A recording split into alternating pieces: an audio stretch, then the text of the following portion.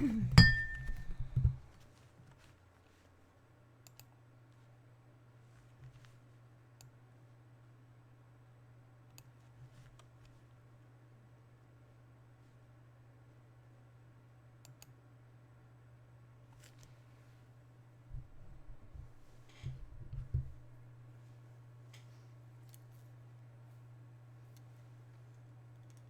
Kathy, how are you? How's your husband doing?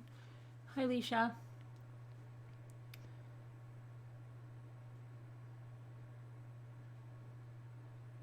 All that, Jimmy's defrosting the refrigerator so he can fix the thermistor thing that the guy was supposed to have fixed. So that's what's all that behind me. Hey Teacup. Hi Deb on the move. Hi Tanya. Hi Patty and Jack. Hey Peggy, you made it in, right? Good. Hi Bren. Hey April. Hi Flower Girl. Hi Miss Mary. How's everybody doing? Hey Mary, how are you? Hey Brenda. You just lost your voice yelling at a raccoon in the backyard, yelling at my dogs to go inside. Wow. Hi Mama Drama. Hi Kaza. Hi Krystal. Hey Sassy Darcy. I'm early tonight, yeah, because I can't stay on as late tonight because I have to go about I don't know, over an hour to just go to my doctor tomorrow early, so I'm not going to stay on as late, so I thought I would come on early. Hi Sarah, how are you? Hi Two Scooter. Hi Alice. Hi Wildlife. Hi Gigi. Hi Deborah. Hi Tori. So I'm going to just send a message to Deb and let her know that we're on as of now. So when she wants to come, hi Z Storage, hi French Fry, when she wants to give the update. Let's see here.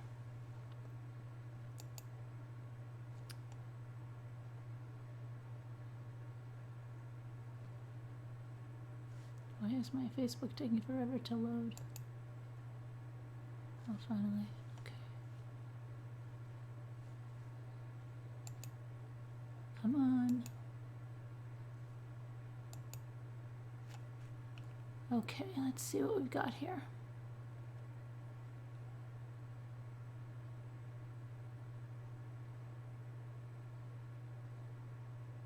Okay.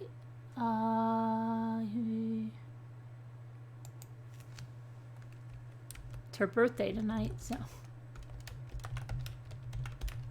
she gave me some information.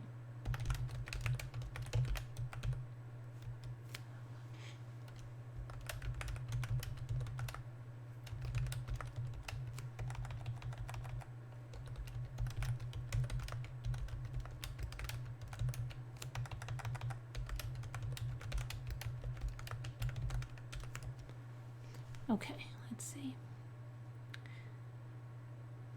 So what'd she say here? She said Patrick Frazee was in debt of $72,000.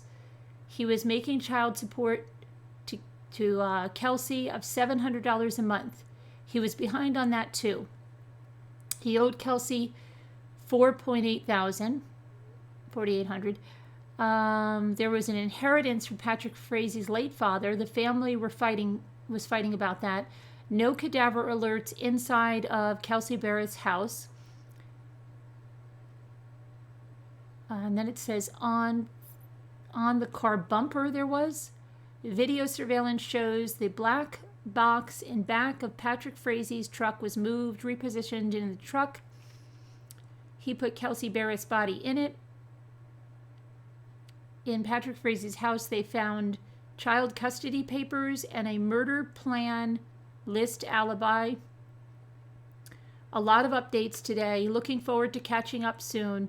Let me know if you'd like me to come on tonight. I will go out later. Today is my birthday.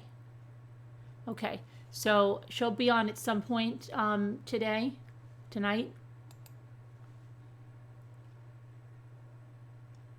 So let's see who came in while I was over there. He's weak. He wouldn't try to get up today. He didn't want to try. He dropped 47-40. Oh, really? He'll get stronger. I think my brother had a really hard time too at first recovering from that. Like I told you, he had that pump head or whatever. He said it was terrible. But he's fine now. I mean, it was a slow go in the beginning. Prayers that he's, on the mend soon. Linda, French fries, East Storage, I got you. Miss Mary, I got you. Mary Kim, Little Dove, hi. Greatest news, my friend's 14-year was ringing the bell at MD Anderson, cancer-free after bone marrow transplant. That's great news. Congratulations, and prayers that he stays cancer-free for the rest of his life. Or she, you didn't say it was a boy or girl, so, well, he or she stays cancer-free for the rest of life. Hi, RC Breeze, how are you? Hi, Catherine. Hi, Tree Baby. Hi, Caroline.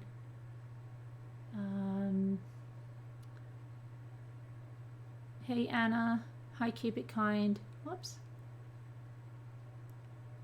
Hey, Julie. Hey, Janelle. Hi, Evie. Hi, Alicia.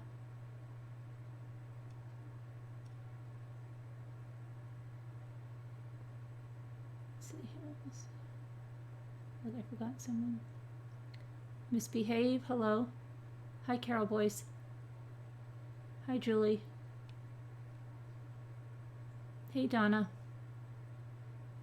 Afraid Not. Hello, welcome. Oz Magic, hi. Donna, I got you, right? Okay, I'm just trying to see.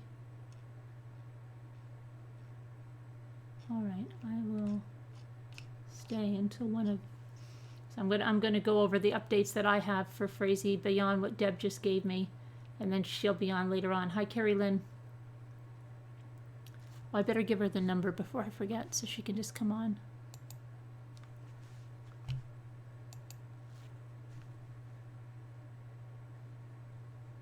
What's the link? The link for what, Janelle? What link? Nicole who wants what link? What link? I don't know what link we're talking about. Who is Nickole L? I don't get it.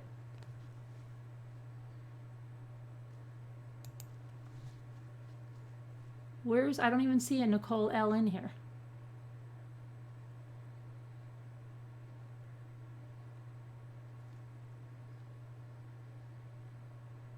Oh, you're talking to Nickole Atkinson. Oh, okay. So she wants what link? The link to call in here? Shanann's friend. She wants the link to call in here, Janelle? Right now?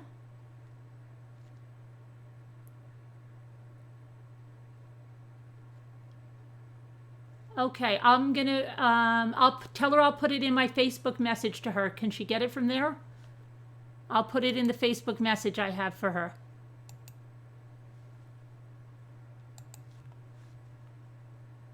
Oh, thank you. She answered me. Okay. Yes. Oh, she says I can share her video and she wants to create awareness. So I'm giving her the link, Janelle. You can tell her that the link is there if she wants to call in. She's got the link and I'll show her video.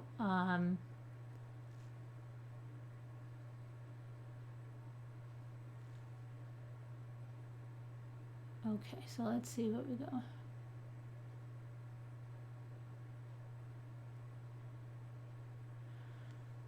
Jenna, hi. Who else did I miss? Video Chimp, hi. Pink Sunset, hello. Jesse, hi. Baby Doe, hello.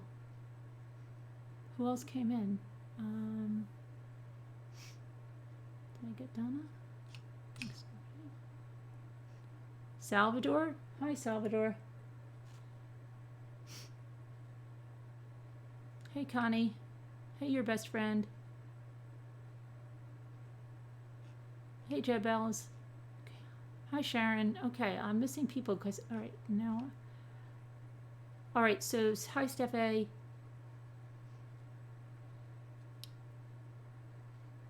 Should I play Nicole's video then? Let me see about getting her video on here. Okay, hold on.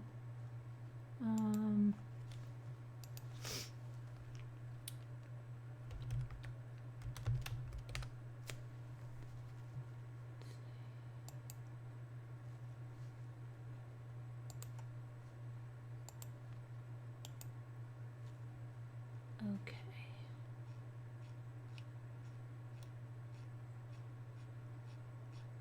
Okay, here's her video now. How can I, okay. Let's go here. All right, and if I want to share her video, just put it over there. What happens if I do that? Share to a page. Let's try that.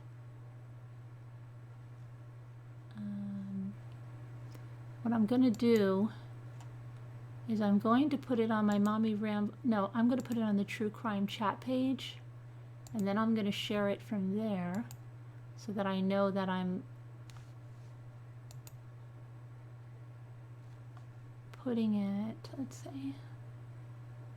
I want to pull it over that it'll be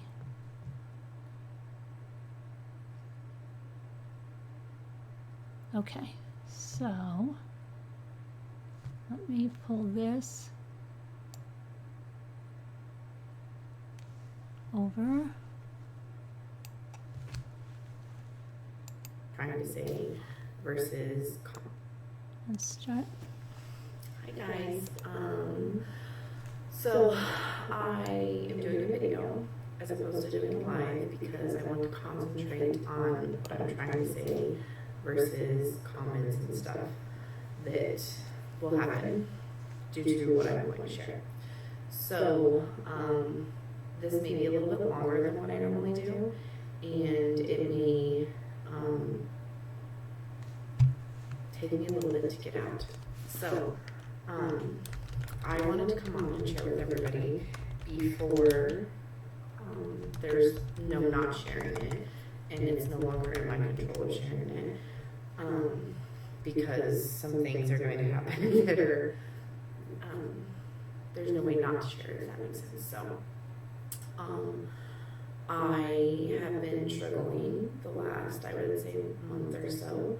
You probably have noticed I've been a little bit more less on Facebook, posting wise anyways, and not doing a lot of live videos, and there's been a lot going on. As a lot of you know, I had my beautiful baby boy Jackson on September 17th, and then some things conspired after that. He had heart surgery, and he's doing wonderful, and he's very healthy. He just got checked this last week, and he's doing phenomenal. So thank you so much for everybody that reached out and offered prayers and warm wishes and everything. Like I can't express how much that was meant to me and my family, and how much it helped us through that time.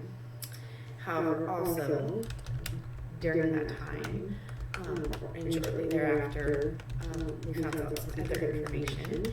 And that's what I'm going to share with you.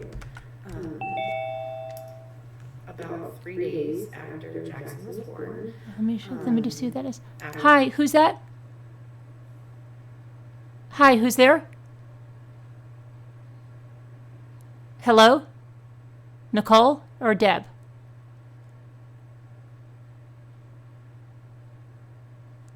Didn't anybody hear a doorbell?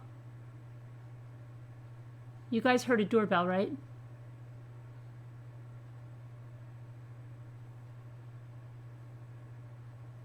Okay, Nicole? It is Nicole on there. Okay, Nicole, can you hear us?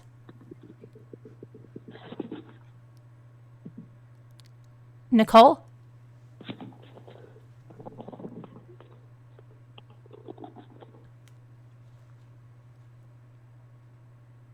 Nicole, can you hear me?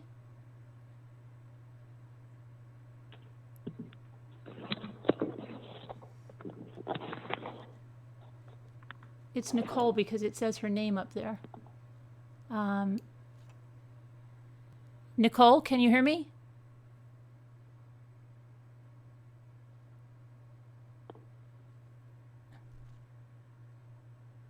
Nicole?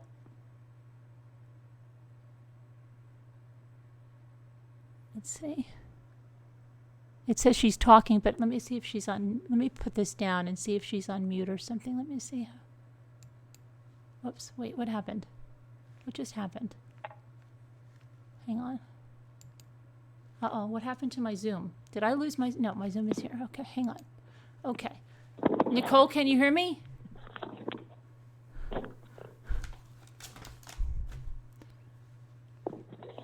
Hang on. Oh, now I can hear you. Now we can hear her.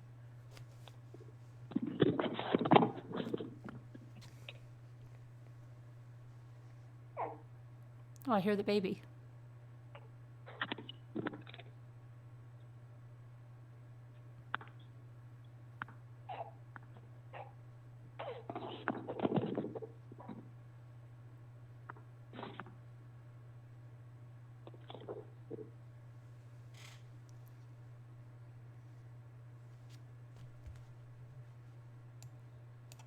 And for those of you that joined late, my kitchen looks like that because Jimmy's defrosting the refrigerator so he can fix the thermistor. Everything is out, but I'll put it like that so it looks a little better.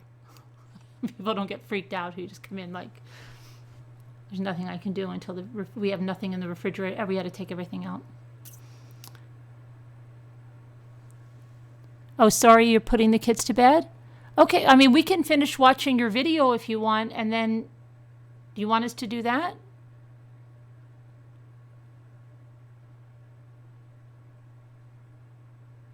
Oh, thanks, Turtle Girl. Haven't seen you in forever and a day. How are you?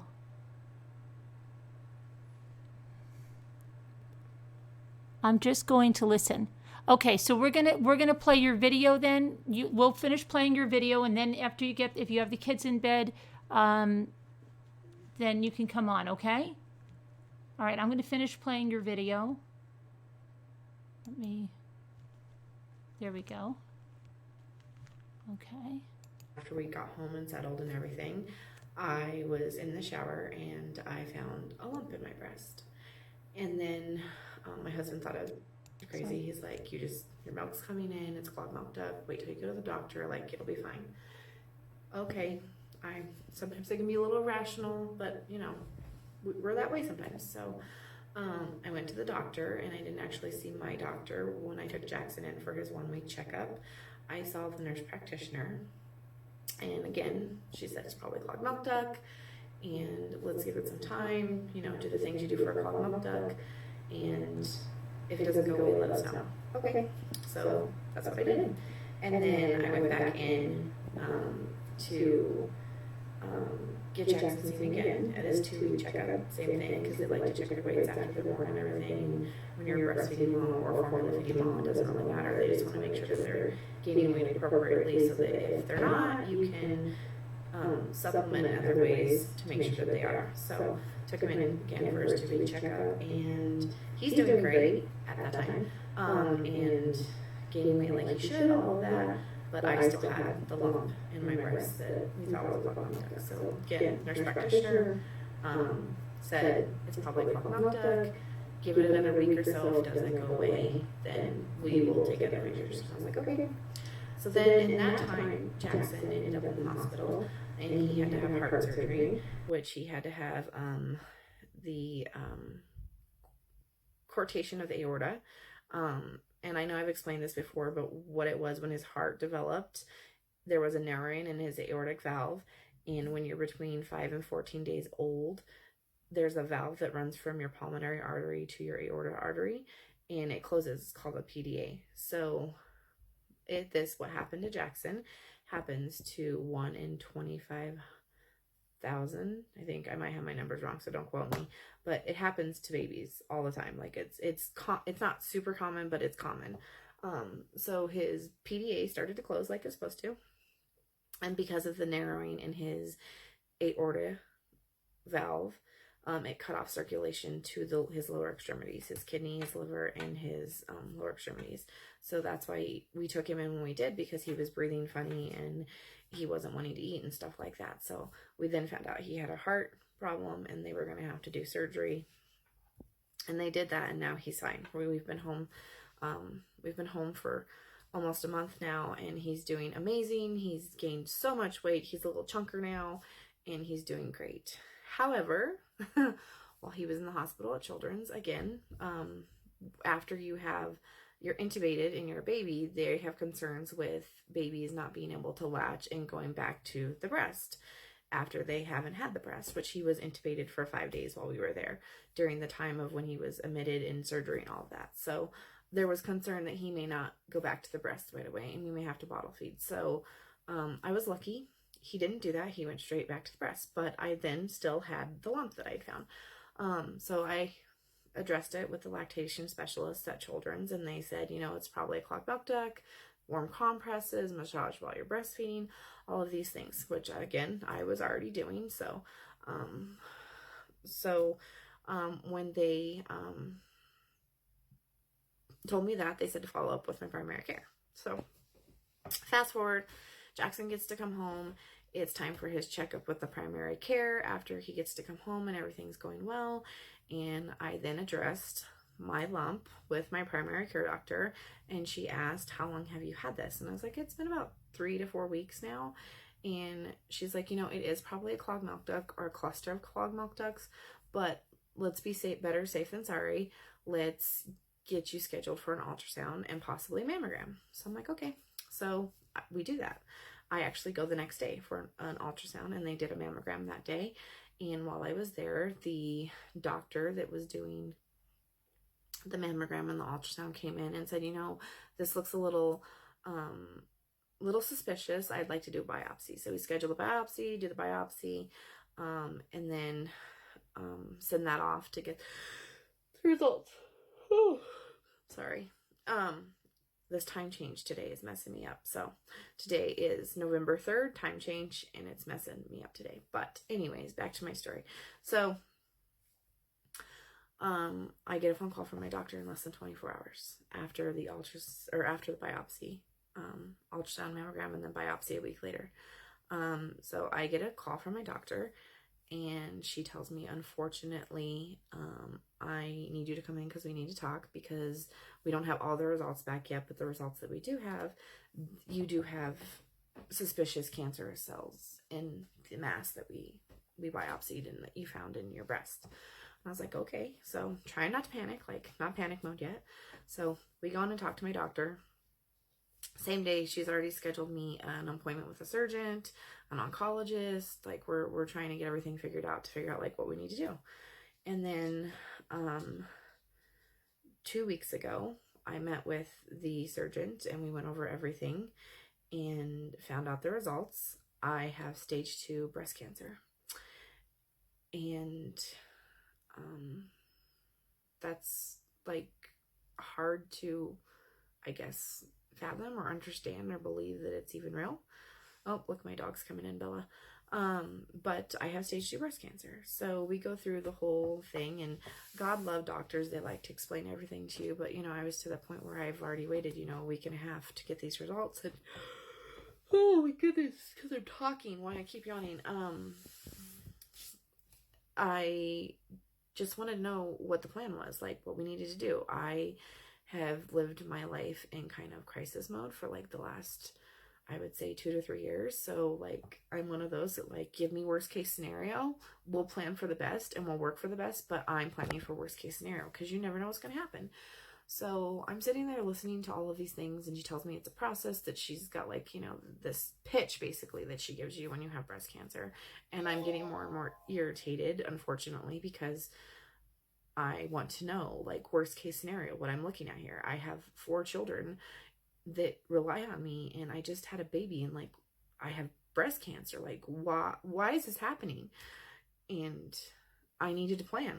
That's what I do. I plan for, you have to plan. You have children, you have to plan. So she told us at best I was looking at 12 weeks of chemo, and they would do a lumpectomy, but the rate that my cancer was growing, I needed to start with chemo and all of this stuff. And I think I stopped listening at a certain point too, because it's a lot to take in, to just, I don't know, accept that you have cancer. It's one of those things that's not going to happen to me. I mean, it's very highly possible. I have people in my family that have cancer. My uncle had cancer when he was a teenager. He had leukemia. My grandfather died in 2005 on my dad's side. I'm sure there's some on my mom's side. I don't talk to my mom, so I don't know. But my grandfather died from stomach cancer.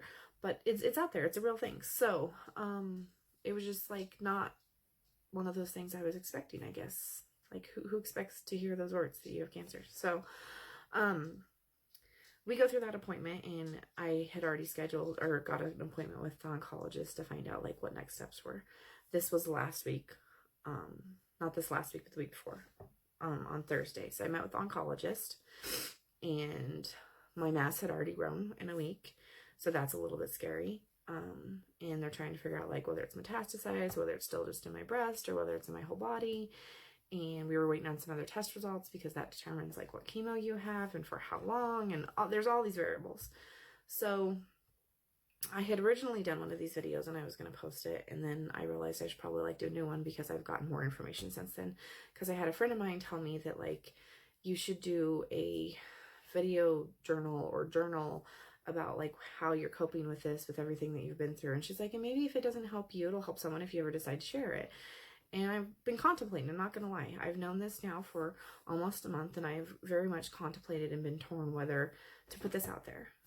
However, I do know that for whatever reason, and I'm very blessed, but for whatever reason, I inspire a lot of people. And I have a lot of people that look up to me. And if I can help someone find a way to look for a better tomorrow, or to find their cancer before it gets bad enough to where you can't be helped, then that's my goal. So I decided to share. And after meeting with oncology last week, I am gonna have chemo for probably minimum of a year to a year and a half because of how aggressive my cancer is. I will be starting on this next Wednesday, like coming up in 3 days. I had surgery, and the reason why I haven't been going live or posting a lot of pictures because I had to have surgery on Monday, and they put a port in for my chemo. So I have this lovely little buddy now that will be part of me for a year or more. He's not a buddy though, believe me, as soon as I can get it out, it's coming out. But I have this lovely little port, and I find like this whole scenario kind of ironic because I went to the infusion center and I said that I had a newfound respect for cancer patients in one of my posts that I posted because they have to get poked a lot and they have to go through so much and they have to sit there and all of these things. And I was doing that, but not to that extent when I went to go get fluids when I was pregnant with Jackson because of my hyperemesis. And now I get to do it again. And I am blessed because I say I am blessed because I was able to build a relationship with the infusion center ladies that I'm actually going to have my chemo at. And my children know them very well. So I am blessed because my daughters and my sons are not going to be scared to go and get chemo with mom. And they can be part of it, and it's not going to scare them or be traumatizing. Like Madison calls the nurses doctors. She has fun with them when they're there. They give her crayons and apple juice, and we are just very, very blessed to have these women and men in our lives that are going to help us through this. So that's going to start on Wednesday, and my chemo is going to be very aggressive.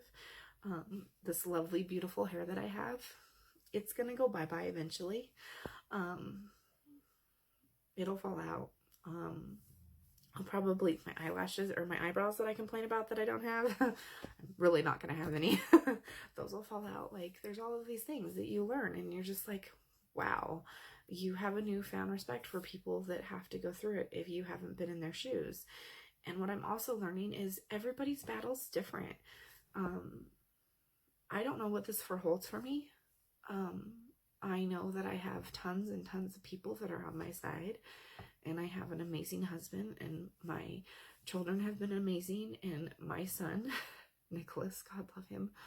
I don't know if you guys have seen Nicholas lately, but he had really long hair because my son made me shave his head tonight. He's bald, completely bald. The kid had hair, so his head was shaved like all the way around, and he just had hair up here on the top. His hair was probably like, oh, I'd say down here, almost as long as mine on the top, and he had me shave his head today. I tried to talk him out of it. I'm like, dude, you really do not need to shave your head. And he was like, no, I'm doing this. He's like, you're gonna lose your hair. I'm shaving my head. And I'm like, okay. So I mean, my family supports me, and my husband has been very, very kind and patient. He always is, but like, this is a lot. Like, we've had a lot happen, and it continues to just keep happening, and it's very hard sometimes to find a way to stay positive in the thick of it. And I am trying really hard. I've had my moments, don't get me wrong. I've broken down, I've cried, I've screamed, I've yelled, I've thrown things, because part of me doesn't understand, and the other part of me knows that this has been given to me for a reason. I may not know what it is.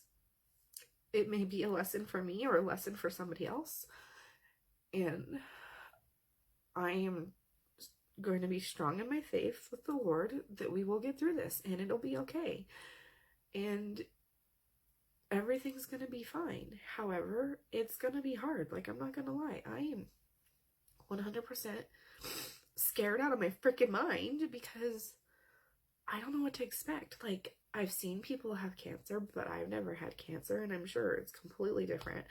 I have taken care of lots of people that have cancer with the industry that I worked in, and then family members. Like, I understand it. I know what's to be expected, but you can't, I don't feel like you can set yourself up for what's to be expected when it's happening to you. It's like a new thing happens every day. And one of my biggest struggles is going to be, I'm going to have to ask for help.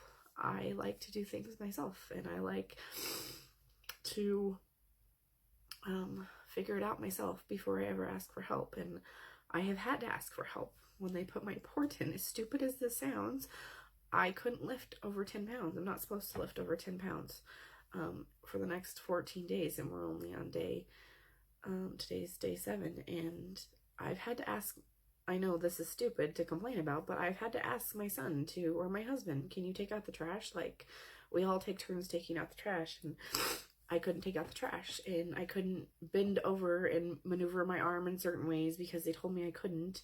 So I've had to ask them to, like, unload simple little things that you don't even think about doing, like unloading and loading the dishwasher, picking certain things up, like, you don't even think about. Like, Madison, she's 4. Does she crawl into the car seat herself and whatever? But yeah, but a lot of time, because we're going places, and like, you think you have to be in a hurry all the time, I pick her up and put her in the car seat, and she doesn't understand. Like, she's 4. She doesn't understand why mommy can't pick her up. Like, you can crawl up on my lap, but I can't pick you up right now. That is very hard to explain. And those are just like the beginning of the challenges. I have no idea what's yet to come, but I do know I have an amazing support system. I have lots of friends that check on me every day, and I'm very grateful for it. And I just wanted to let everybody know what was going on with me before, like, it all starts to unfold, because there's gonna be no hiding this. Like, really, there isn't. Not that I should try and hide it, but like, there's no facade. Like, put it out there. We all put stuff on Facebook, and you get to see the good. Well, I'm here to tell you, I'm probably gonna show you the good, the bad, and the ugly, because there ain't no stopping it. And I'm just gonna be real me, what I have been from day one. So a lot of people have asked me, what does that mean for my business? I'm not going to stop my business. My business is going to continue. I'm going to continue to do what I do for a living. I'm a Thrive Lavelle brand promoter, and that's what I'm going to do. So, like, that's not going to stop. I'm very blessed, though, to have that as a business, because I have had so many doctor's appointments in the last 2 weeks. Like, I lost count. And my son, Jackson, has had lots of doctor's appointments, and like, mixing and matching and mingling it all, and still being able to like work and do that. And I'm able to do that. So I'm very blessed that it was brought into my life when it was, because it's something I can continue to do and look forward to do every day. And I can still provide for my family, even though I'm going through something really, really, shitty and scary. And I say shitty because I don't think there's anybody out there that likes cancer. Like, let's just be real. And some of the women that have supported me a lot, they say, fuck cancer. And I'm going to say, fuck cancer. I'm going to beat this. It's going to be fine. We're going to get through this. And we're going to be stronger for it. So, I just wanted to let everybody know what was kind of going on. And I may have already said this or not. I've been talking for 20 minutes, and I apologize if you decide to watch the whole thing. And I'm sure it's going to get stolen by somebody and put on YouTube. So hi, everybody on YouTube. I'll just throw that out there right now. But that's what's going on. And I thought I needed to share it because I hope that it inspires somebody to check your breasts. Don't just think it's nothing is, or something is nothing, because you never know. Had I just went with the fact that it was a clogged milk duct and that I wasn't persistent and I wasn't advocating for me and my concern of it, who knows what would have happened? Who knows how bad it could have gotten? I mean, it's not in a good stage now, but it's very rapidly growing. So who knows? All I can say is check your breasts. If you're suspicious of something, go get it checked out. It's better to be safe than sorry. So that is my 2 cents for you today. I hope you all had a wonderful weekend. We've been trying to get things in order before madness happens. So I appreciate each and every one of you and everybody that's in my life. And I can't thank all of you enough that have reached out or know or have supported me through it or will continue to support me through it. I am very, very blessed, and I'm very, very grateful for everything that I have in my life and everyone that I have in my life. So I hope you all have a wonderful rest of your Sunday evening, and good luck, because it was time change today, and that is brutal on me every time. They just need to get rid of that altogether, just saying. So I love you all, and I will talk to you soon.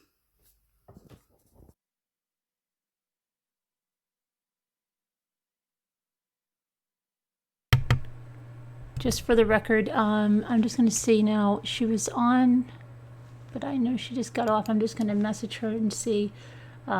She did give us permission to put that on there, just so everybody knows, so they don't say.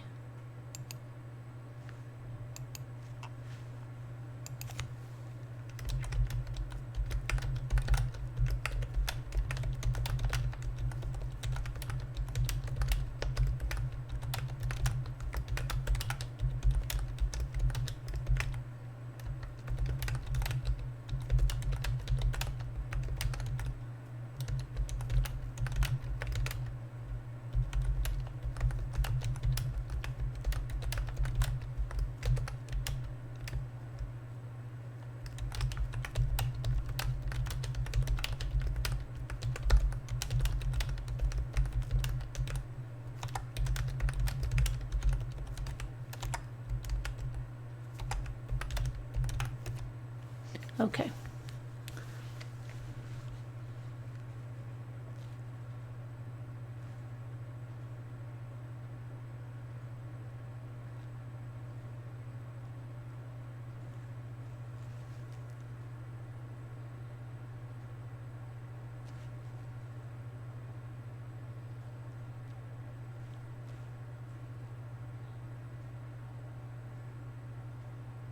Hang on a minute, because she's just typing something.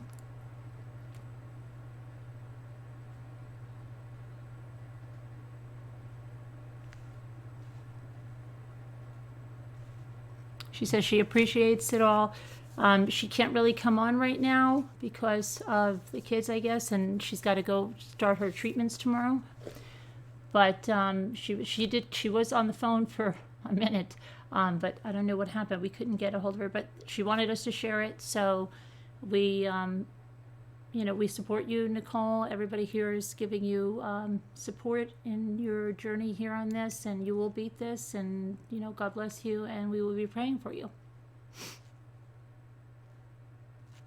So.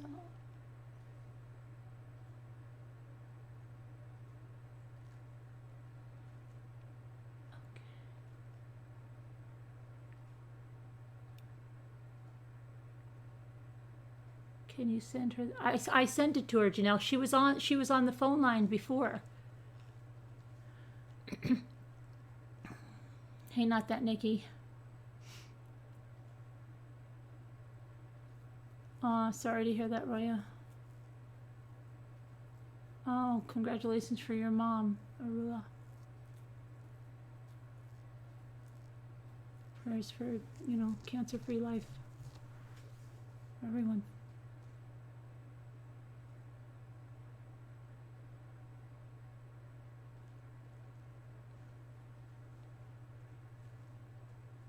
I don't know, Jason. It sounds like from your title you have a true crime channel, so I don't know. We are a lifestyle channel, like Jason.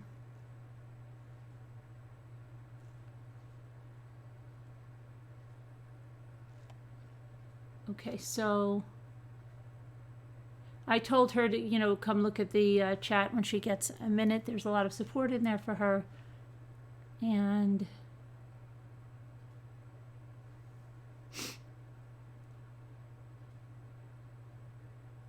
oh, Sharon, sorry about your brother. Prayers for him that he's cancer-free.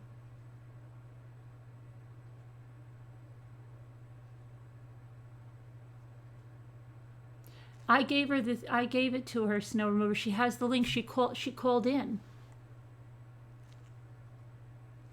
Oh, you mean, does she mean she can't find the video? She wants the wait, I'm lost.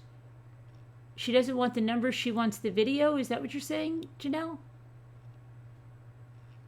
What is Janelle saying?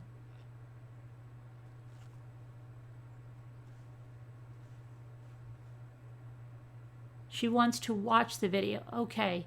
Hang on. Janelle, could you grab the video? Because I'm not, okay, let me go back to you. Let me find it in YouTube. Hang on.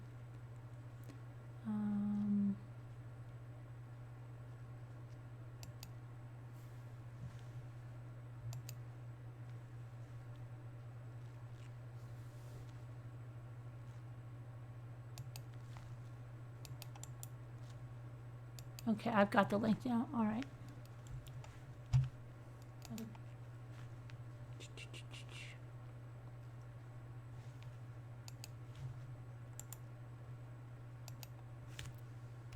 Okay, she's got the link now to the video. Okay, now she's all set. I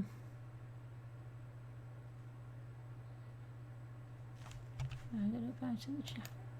Okay. You're welcome. Yeah, I got her the video now. Now she has both. Okay. She's not on YouTube, but she can still come in, can't she? I don't know.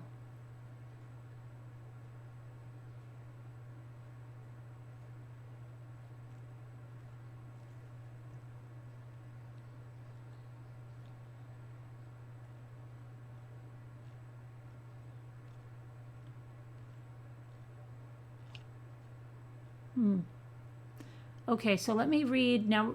Deb is going to be here in a little bit. Thanks, Jason. I'm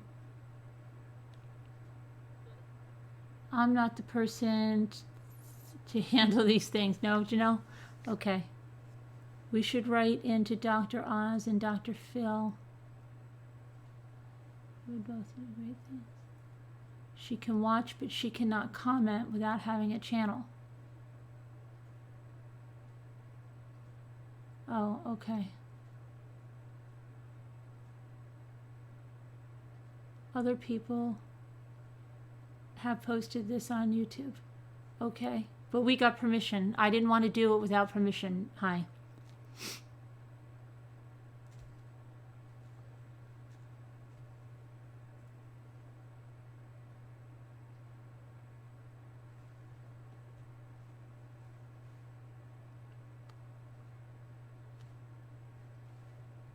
So, all right, let me go over the Patrick Frazee stuff that I have, and then Deb will be on.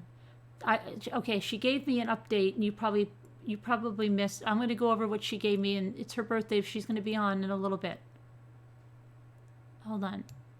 Let me get what she gave me first. Okay.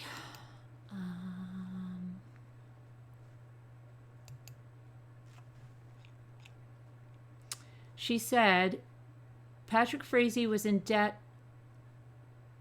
to the amount of $72,000. He was paying child support to Kelsey, $700 a month. He was behind on that too. He owed Kelsey $4,800. There was an inheritance from Patrick Frazee's late father. The family was fighting about that. No cadaver alerts inside of Kelsey Berreth's house, but on the car bumper, yes. Video surveillance shows the black box in back of Patrick Frazee's truck was moved, repositioned in his truck. And what did it say? This is what I don't understand. If they saw him put the body in there, it says he put Kelsey Berreth's body in there. Patrick Frazee's house, they found child custody papers and a murder plan list alibi. A lot of updates today. Looking forward to catching up soon. Let me know if you would like me on tonight. I will go out later. Tonight is my birthday. Okay, so she sent me that at like 6 something. So I told her, yes, come on tonight. So she'll be on at some point here. Now, before we go to that, I'm going to go to the other updates from court. Let's see. So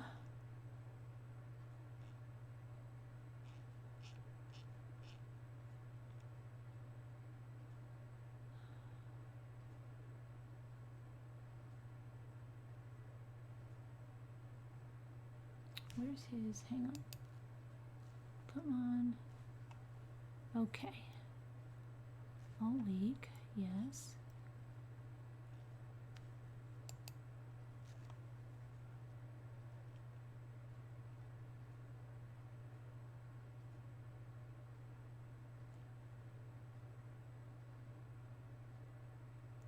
Okay, so from court, let's see, we got Sam Kramer. And you can follow him on Twitter at Sam Kramer TV. Let's see what he said here.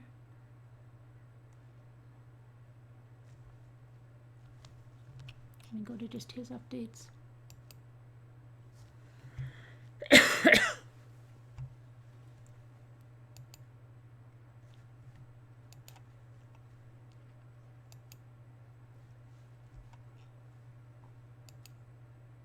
Why am I not just getting Sam's updates here? Okay.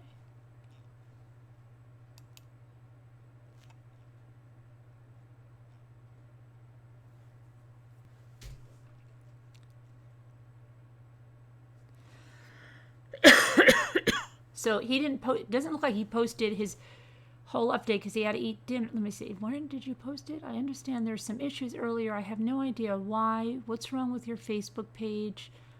Okay, hold on a minute. Let me see if he posted his update.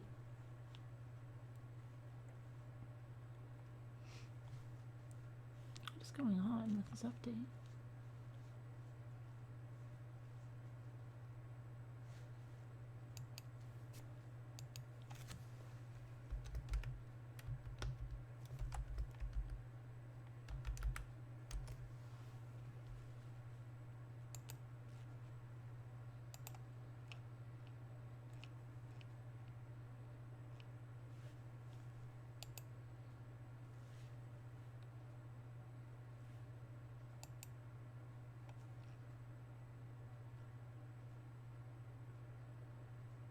Okay, so day 3, his lunchtime notes say, defense attorney Adam Steigerwald was calculated in his cross-examination of a DA's office digital evidence expert. He points out the neighbor surveillance video never once caught Frazee carrying a black tote or with blood on his clothes. Steigerwald then tried casting doubt on the photos as the shadows shifted dramatically, sometimes within the same minute. The expert, Chad Mininger, said it's possible that cloud cover was responsible, though he isn't an expert on that. The state called Shanann Frazee, Patrick's brother, to the stand, and his testimony was very interesting. His demeanor showed he really didn't want to be there. Quick, short answers and a subtle shyness. He says the kids, him, Patrick, and Erin, are still in a legal battle for their late father's assets, which he estimated at $400,000, including property. DA Dan May said that will come into play later. Sean detailed some parts of Thanksgiving, saying Patrick parked on the side of the house rather than out front. He also provided context on the time he was with Patrick on December 4th when police took his phone. Sean asked if they had a warrant. They said no, but that they were getting one, so Sean told Patrick to give it over. When Sean was excused, I saw him look at his brother, turn his head, and roll his eyes. He says that they haven't been close over the last 2 to 3 years and that he never knew Kelsey. Another DA's office investigator, Stephanie Courtney, has testified about her work tracking down Frazee's whereabouts the day of November 22nd. She analyzed video from Walmart, the credit union, and the Williams Furniture Store, all in Woodland Park. The Williams video shows the black tote move in the back of Frazee's pickup. It faces one direction before facing another 4 hours later. Those are the main points that stand out to me. Again, I'll shoot for Facebook. Okay, and let's see.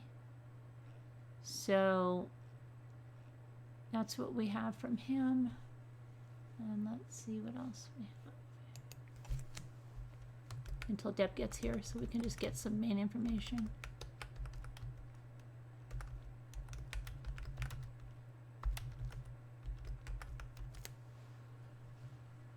Okay.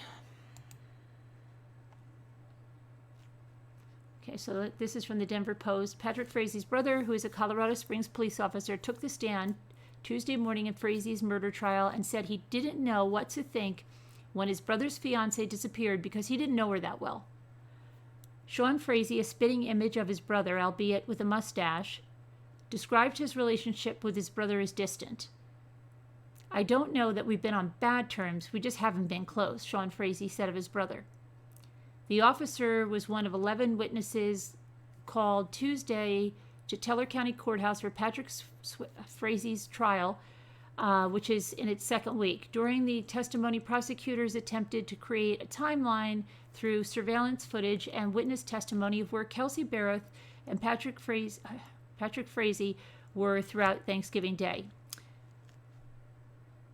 The date prosecutors allege Frazee's bludgeoned Berreth to death in her Woodland Park condo. Frazee's defense attorneys highlighted weaknesses in the surveillance footage, noting that images show their client carrying his fiance's body out of her Woodland Park condominium on the day she disappeared.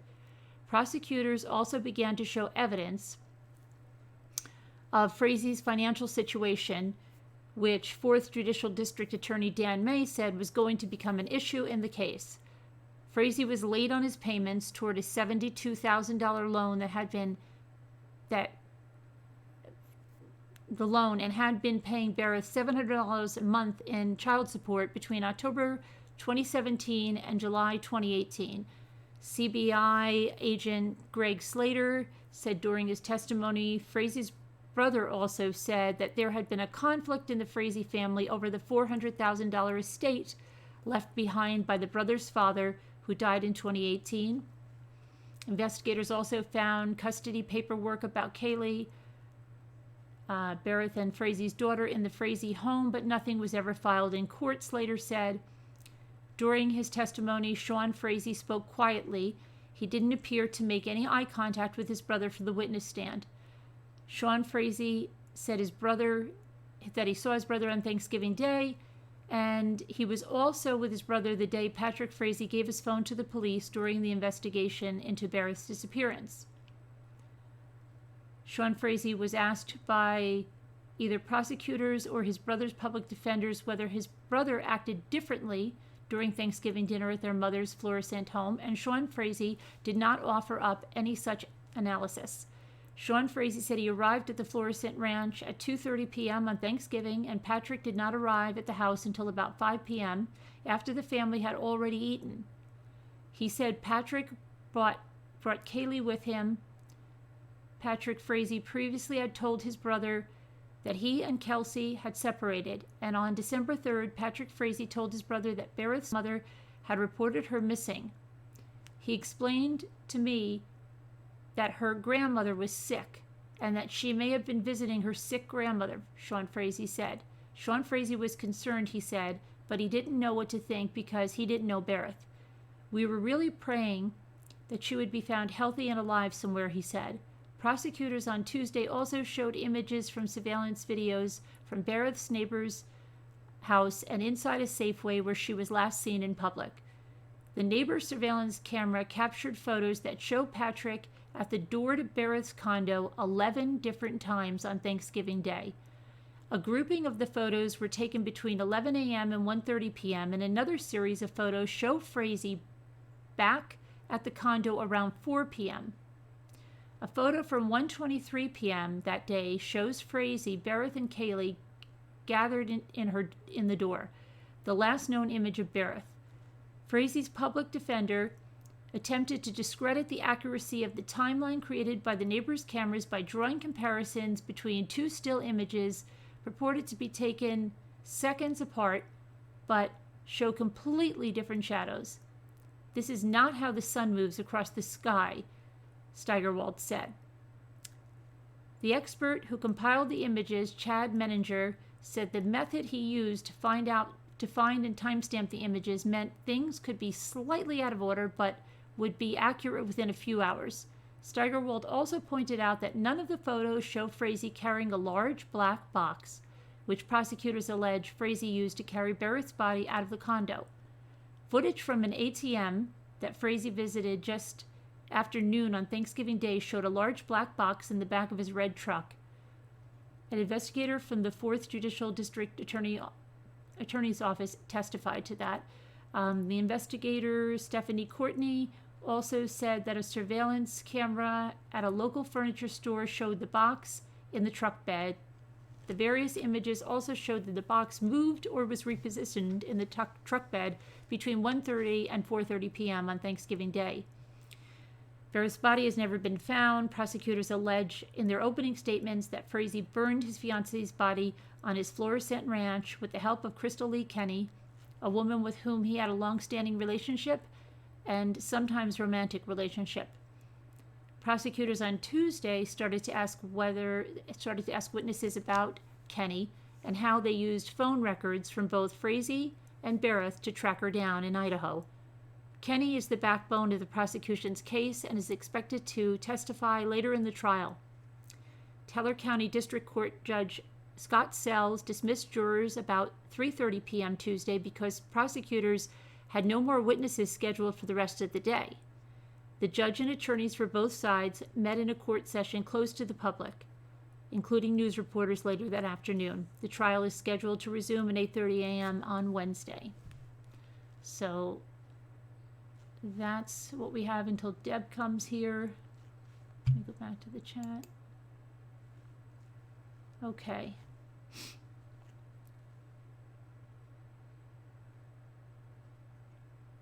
Hey, Jeannie. Hi, Laughing Lori. Hi, Michaela. Hey, Danielle. And it's Hurricane Hunter. Hi. Jamie Lee.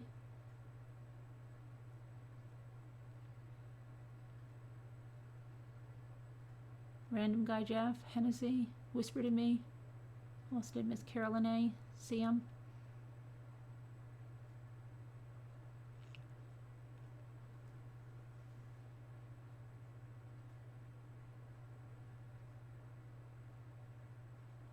Renee, the Blonde Bunny,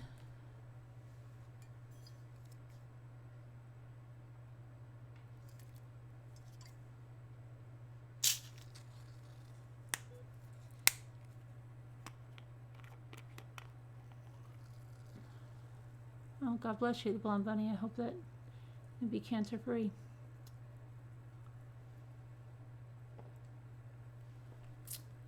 Oh, thanks, Jenny. You can't type very fast on your phone. Kelsey Berreth needed a friend like Nickole Atkinson. Yeah. Hi, Backdoor. definitely. Hi, Muka.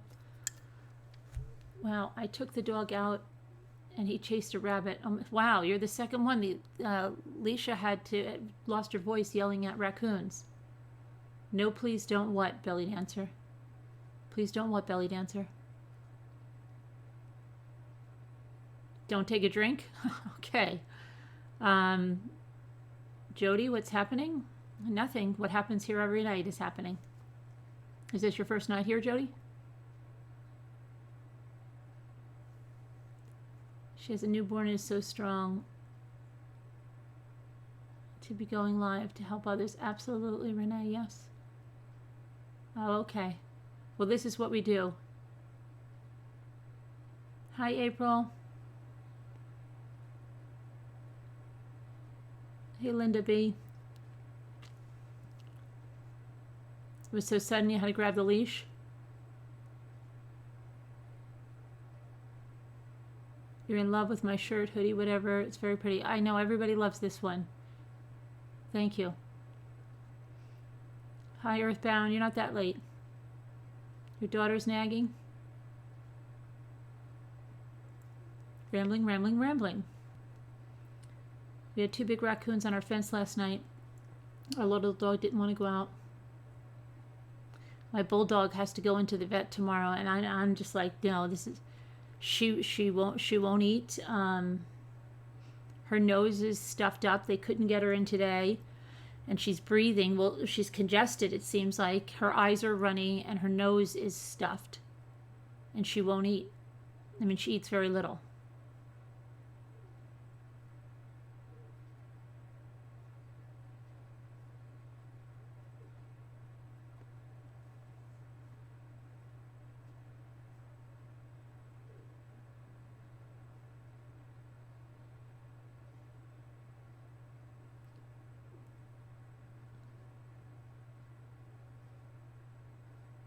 She has the flu, you think, Gigi?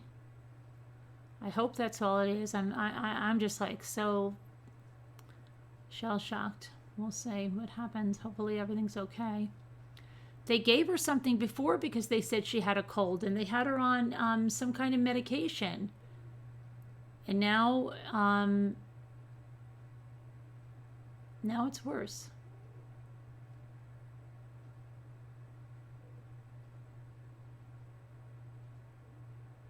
Oh, okay, Gigi.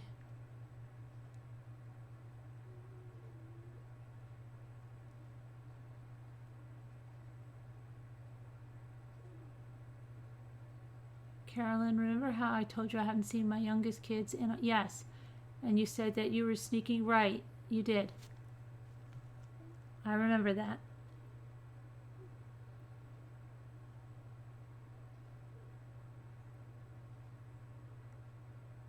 My dog who got hit by a car, he's alive.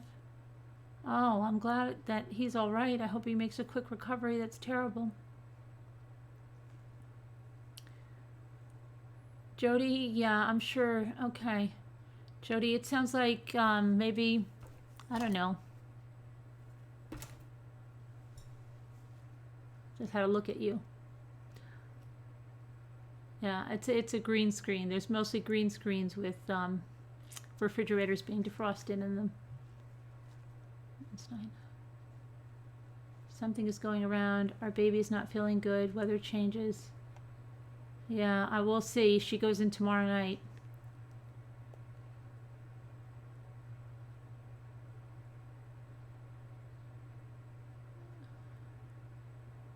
He saved your life, Material Girl.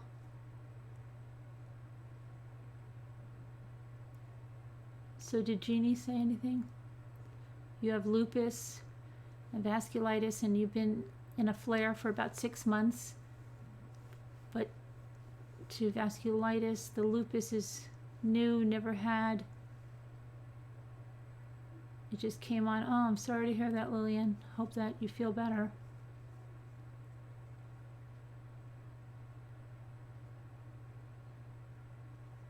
Yeah, I know you were kidding around, Gigi. It's okay. Hey, Sunflower. Backdrop of large appliances that are open with stuff all over the floor that Jimmy's defrosting, in a cooler that, Yeah, that's lovely backdrop. And stuff all over the counter. Yeah, that's a lovely backdrop. Oh, Carolyn, I guess I have been watching you for so long, I didn't notice the bucket in the background. Yeah, so you took them back. He did something terrible. So you have them now? I'm sorry that he did something terrible, but I'm glad you have them back.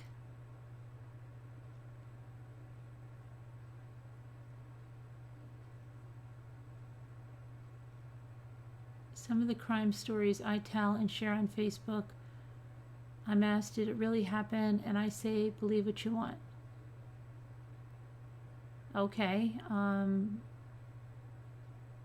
Where are you sharing them from? Do you have facts to back them up, Terrence? Yeah. I didn't see your market. You're having a snowstorm? I don't want to hear it.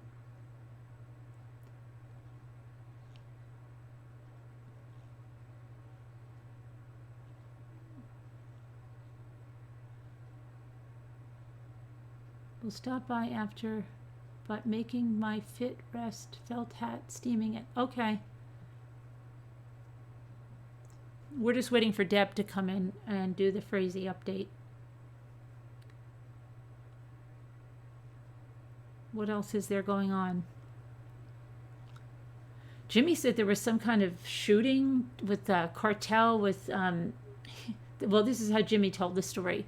Not Mormons. This is what he said. Not Mormons. I think they were Seventh Day. There was some kind of drug cartel. This is Jimmy's story.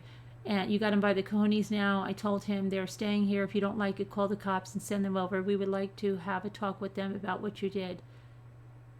A-hole.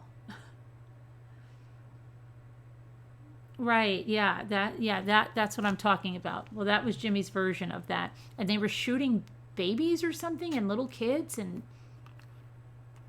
you're welcome, Tree Baby.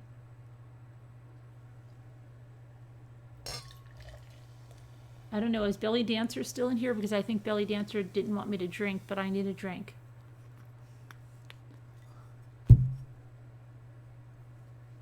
Here for Frazee update. Oh, okay, Laura. I just did the updates for the news. We're waiting for Deb to come in. 2 6-month-old twins were killed. Many babies died in an SUV. Jimmy's story, I was reading it tonight. Horrible. 2 twin babies got killed. Horrible.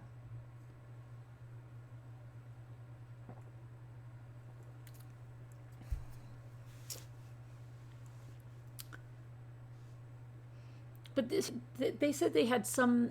Did he say they had some, that Mitt Romney was connected with them? Not that I'm not going to get in politics, but that was Jimmy's story. You heard the story in a different format. It's worth investigating.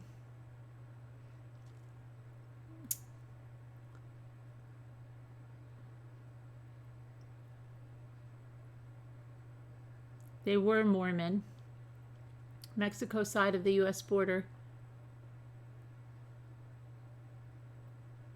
My Lalani has been sneezing and coughing all day. She was very poorly. Meanwhile, the Angoras are getting up to very naughty behavior, but hoping for kittens. Oh, sorry to hear that they're sneezing and coughing. Yeah, but he said something like he was, I don't know what he was saying. 9 people from a family, what does that say? In 3 SUVs, they were going to a wedding.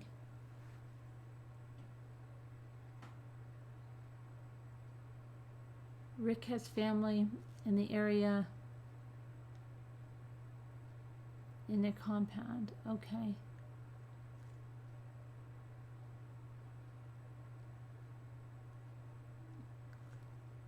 Some of the survivors' children walked hours for help. Oh, yeah, he did say that too, that somebody covered the victims up with like leaves and stuff and left them on the side of the road, and they went to go get help, right? And save their lives because he did that? One kid, yeah, right, okay. They think it was a case of mistaken identity? Okay, sad news. I don't do it at all, RC Breeze. The Mormons were shot and buried alive. I didn't hear anything. The Mormons were shot and buried alive.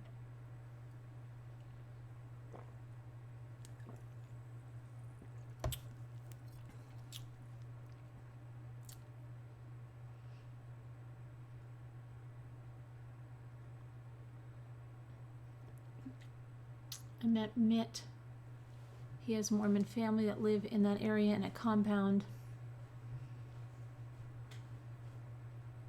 Burned alive? Oh gosh.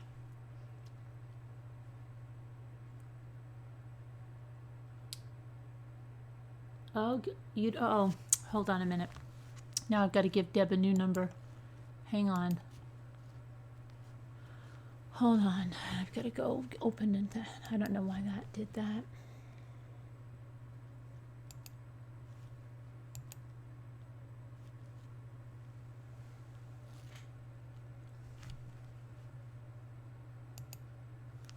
Okay. Let me give Deb the new number now.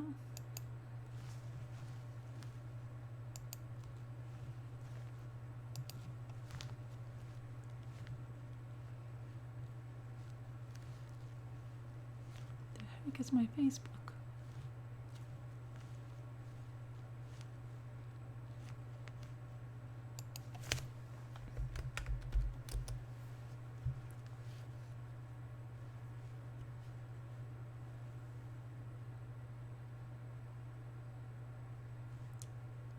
Deb, where are you?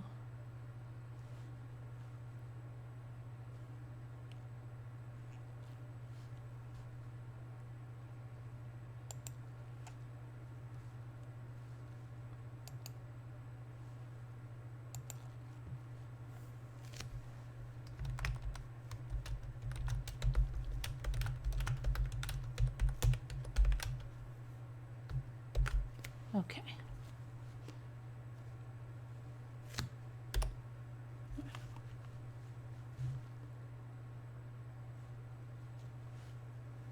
Where was I?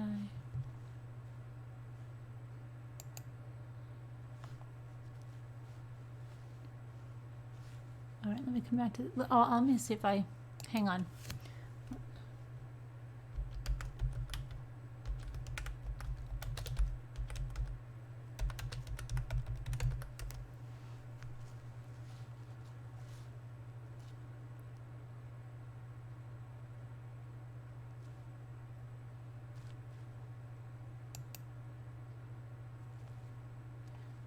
Okay, so it says, let's see what we know so far on that. Family of 9 brutally murdered. Let's have a party. Yeah, let's have a party.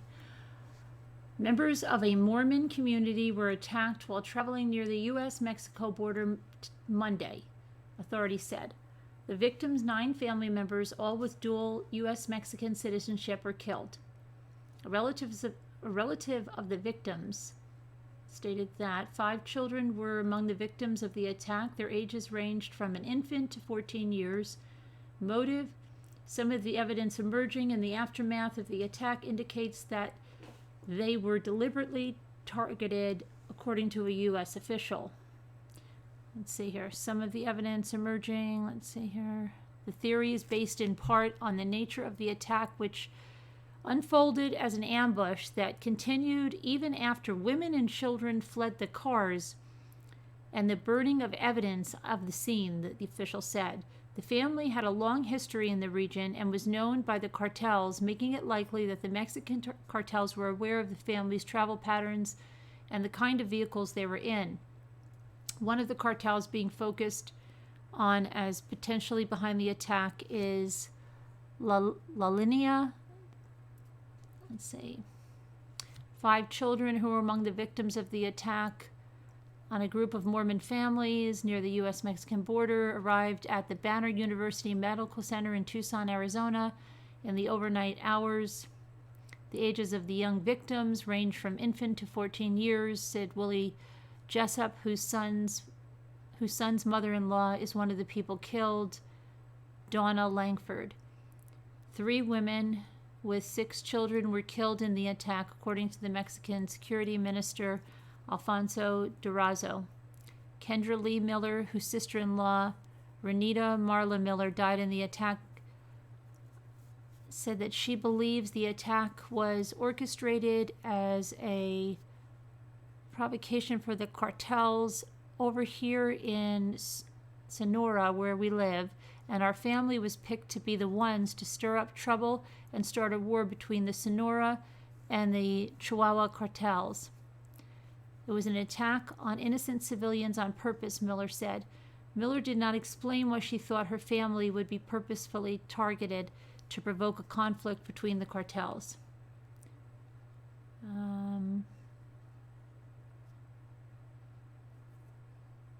Relatives of those killed in the attack on the Mormon family on the Mexican side of the U.S. border said their family has seen cartel violence before. Kendra Lee Miller, whose sister, Ranita, was killed in the attack, said that the cartels have taken too many family members, and those killed yesterday were not the first.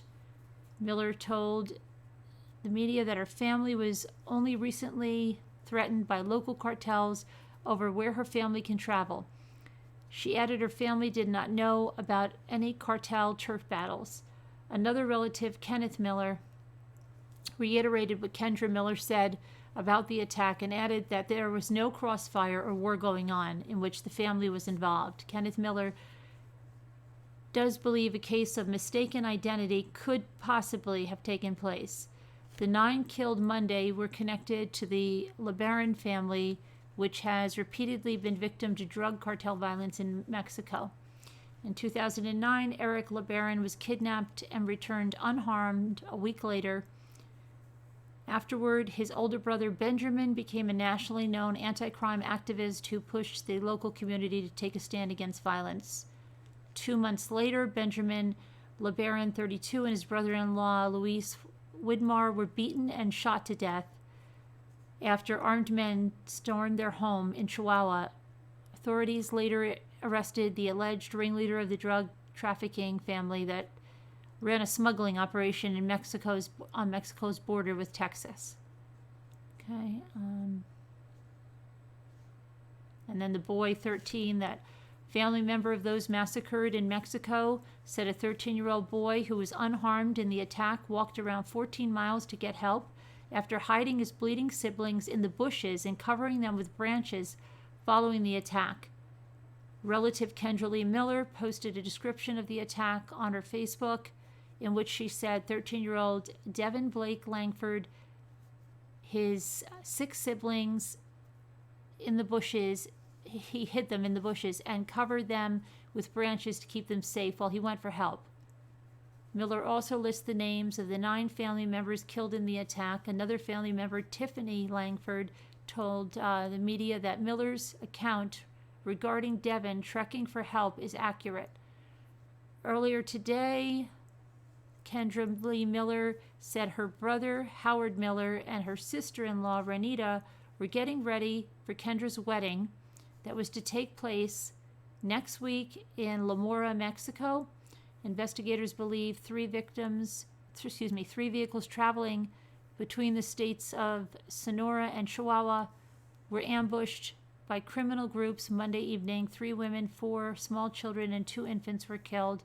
7 children survived.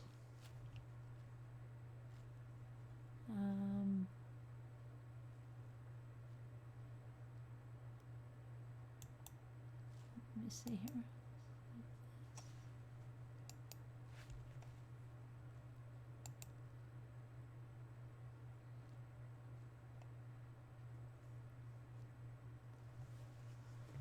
So it says 9 American citizens, including 2 infants, were killed on Monday while traveling to Mexico. So I believe those were the infants there.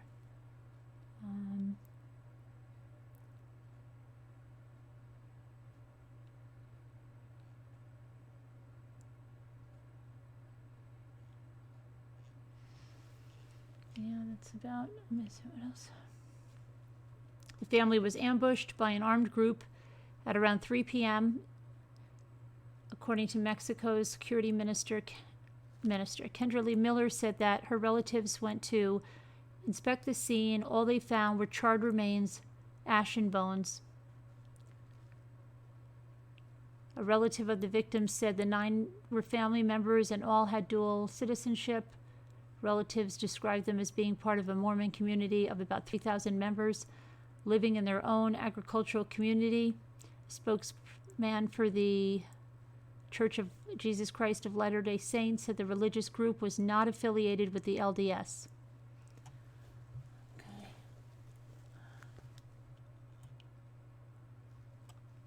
All right, that's about it on that. It's a shame.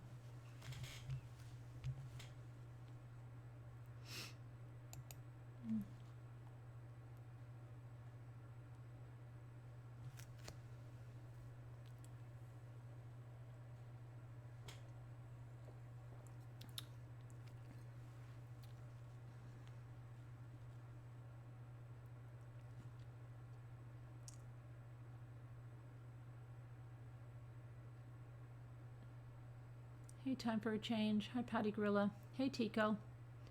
Haven't seen you in a while, Tico. What's going on? Hi, Linda. Hey, Lisa. Did you do any shopping today, Lisa?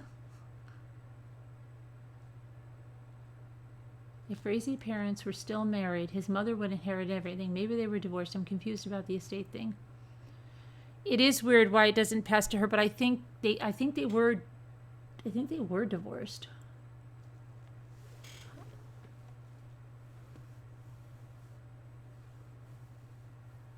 Walk into restaurants to eat all the time, not saying. What is this?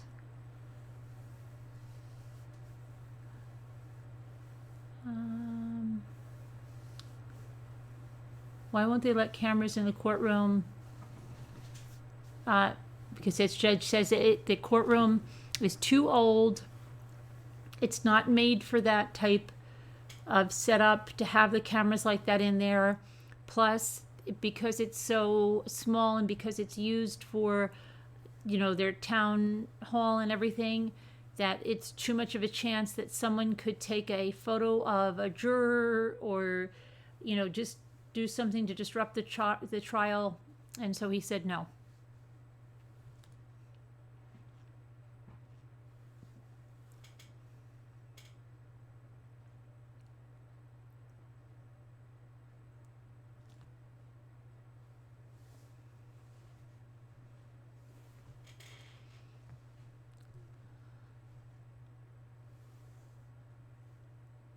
In a court hearing, both boys were charged with murder and will be charged as adults.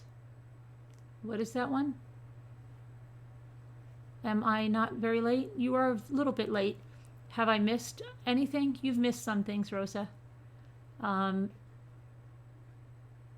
we're waiting for Deb to come in.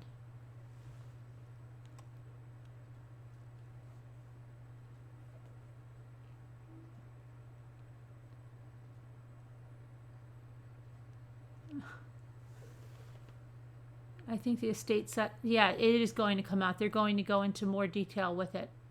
That's what the prosecution said. Hi, Mystery Truth Seeker.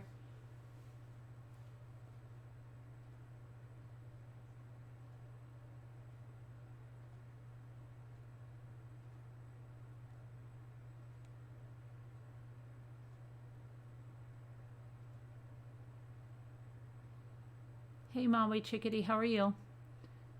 Hi, Astera Fire. Okay, so I have heard Deb and Tom. Okay. They'll be here too, Tessa.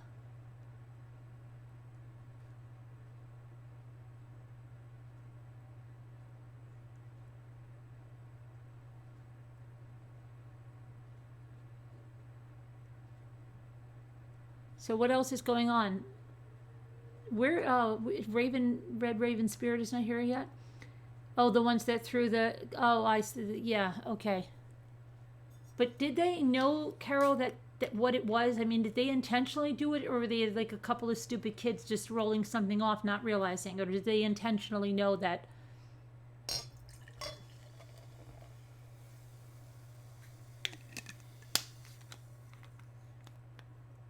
You were so hungry? No, I ate. Thank you for thinking of me. I did eat. I had margarita pizza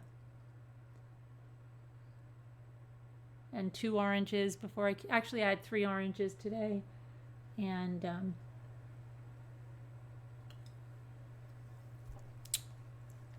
Hurricane Hunter, I think his father was sick.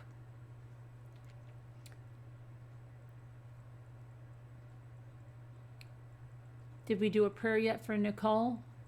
No. What are we doing, Janelle? I think we all said prayers for her, those of us that did. What is it that you want to do?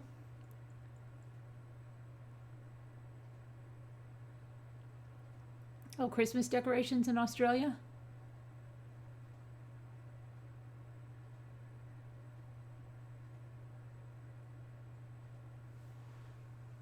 Hi, Bethany. Still issues. Peggy Sue got married? Did she send me her URL? She needs to send me her URL. Can you tell her that? Just go to her homepage and send me the URL. Otherwise, I can't do anything. Just grab the little thing of her homepage on YouTube.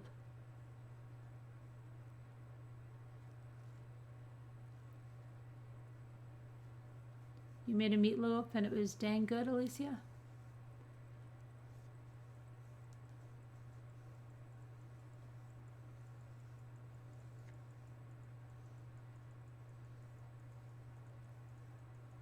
She said she can't call in right now, Janelle, because she starts chemo tomorrow. And she was getting the kids to bed and everything, but she's going to come back and look at the chat. And, everybody please say a prayer for Nickole Atkinson.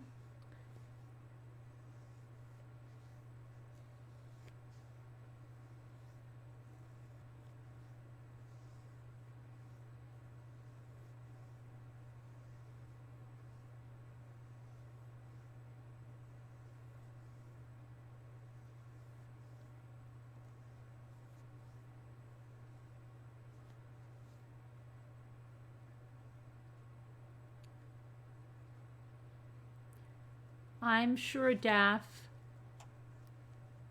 and hang on a minute.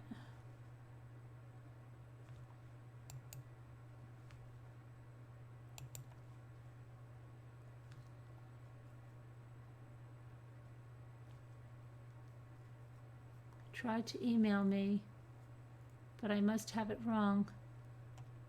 I have a card. You're probably putting .com, truecrimechat.org. Try that.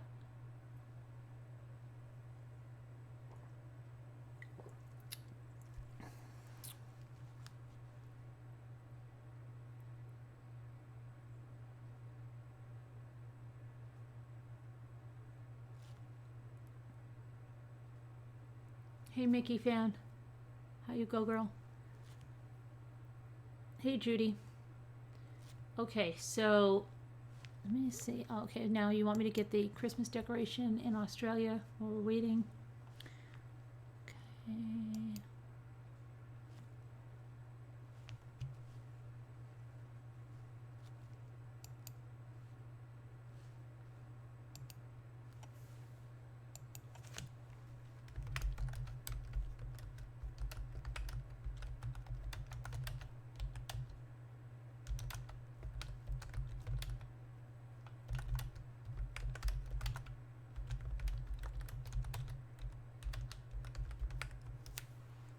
Okay.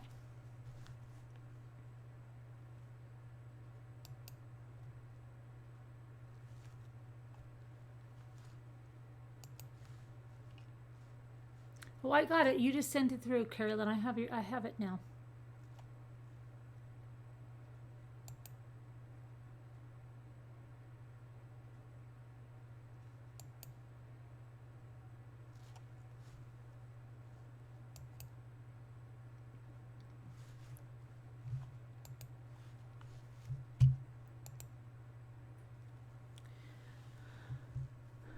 So what is that? What's that K? That looks like a Kmart, but I'm sure that's not what that's for, right? Because you're in Australia. So they're those are cute. They're like gingerbread campers and houses and stuff. Where is that from? Where is that in?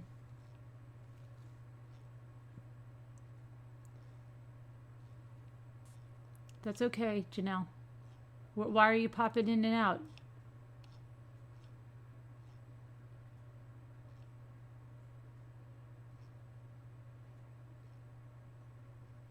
Are you cheating on us, Janelle?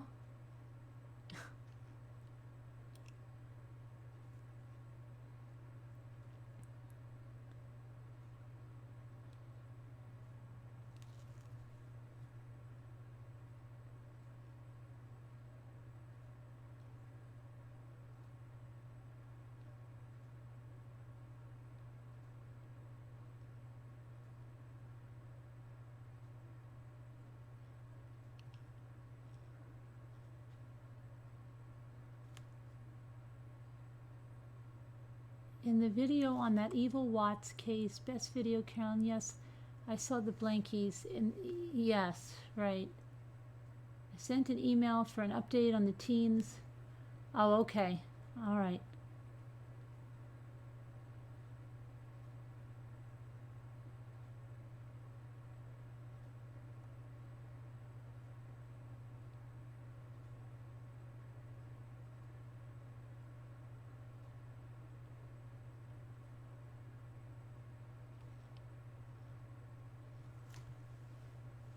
All right, where is Deb? Are you Deb with the Christmas decorations you just told me about? Did she answer me? I can't see. The chat is moving fast. Oh, Kmart? You have a Kmart over there in Australia? No, we know Kmart, but all of our Kmarts are going out of business. That's interesting.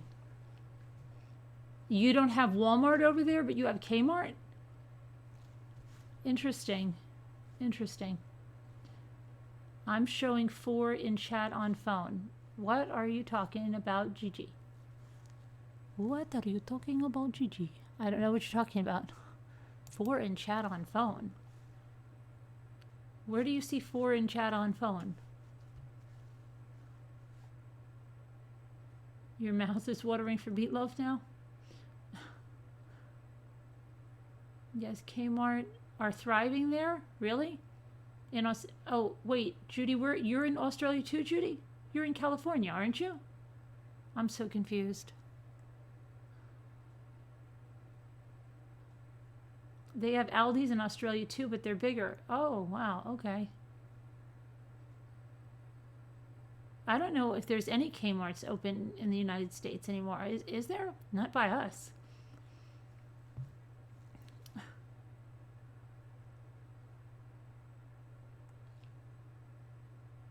You just sent me an email. Everybody's sending me emails. Okay. Australia there. You're in okay. I don't know why. I thought you were in California. Aldi's in Australia. Kmart in Australia too. Yeah, our Kmarts are all closed. There's a Kmart in Central PA still, Delia? Hennessy. That is you. I wasn't sure. Where were you, Janelle? I hope things are starting to look up for you. Oh, Angel Callie, how is everything, Angel Callie? Your Kmart is now closed. Is just now closing. Is 2 Scooter here?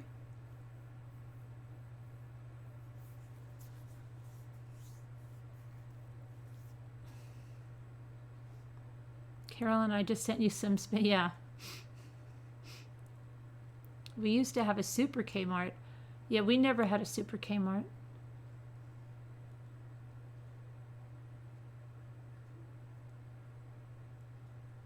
We now have Costco here, and the German store starts with an L. I don't know the German store that starts with an L. You were able to pick up some stuff, Muka, before they closed?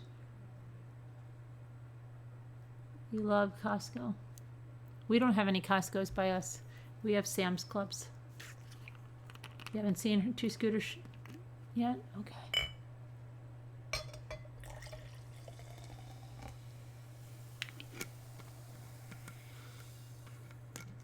It's probably too early for two scooter. Where are you? I'm in New York.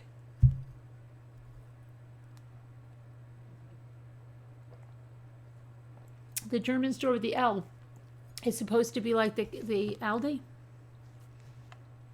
Canada, Kmart was gone years ago. Then Target came. Well, they left Sears left. Only have Walmart now. We have possibly one Walmart, one Kmart. You have where are you? Oh, you're in Arizona, right? Yeah.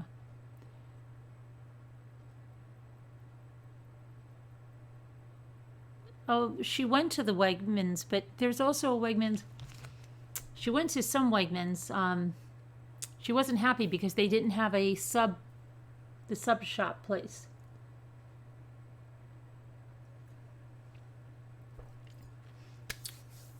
Analyze this.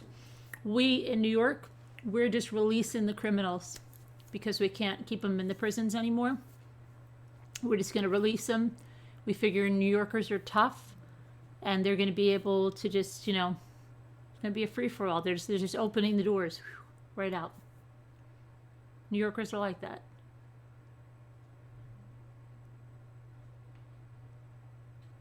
You love Wegmans? Your daughter lives in Astoria?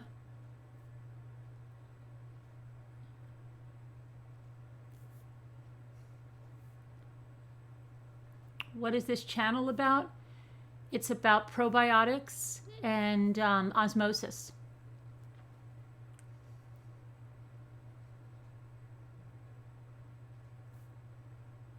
The same there? Yeah. No room in jails? Right. Oklahoma just released a bunch. Every state is releasing them. Yeah, 500 more. You lived in Upper Manhattan and Lexington Avenue? You're going through paperwork for your husband? Oh, okay. We thought you were cheating on us, Janelle. Everybody was feeling that you were cheating on us. Let's all move to Australia. Australia is very expensive to live in. Alice Cooper was your neighbor?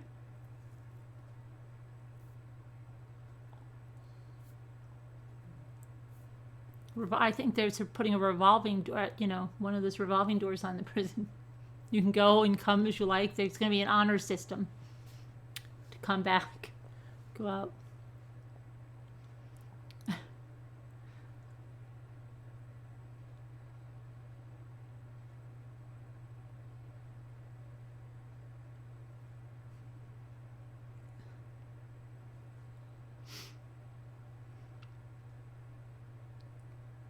Pack of 20.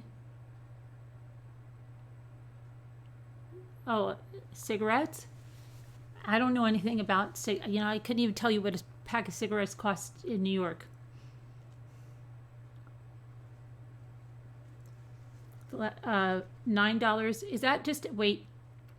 Fast food is expensive here too. Is that $9 for a meal? Or is that just the sandwich? Just the sandwich could be like $6 here or something. If you have a meal, it could be that. I know every time we go up, if we go up there, it's like for 4 people, it's at least $40. Just the sandwich? You think it's $13 in Manhattan for a pack? Hey, Christy. Patrick Frazee. Oh, you're confused? No, Patrick Frazee? No, we were talking about Patrick Swayze, but we spelled his name wrong. Electric bill, $200 a month. Yeah, depends on what time of year. My electric bill is more than that.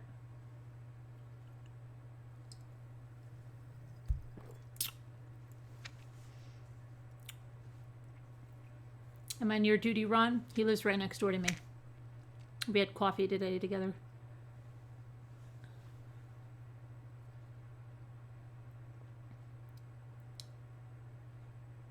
You're in Virginia Beach? Your electric is so expensive. Our electric is not. Our electric is pretty expensive. Oh, there's 2 Scooter.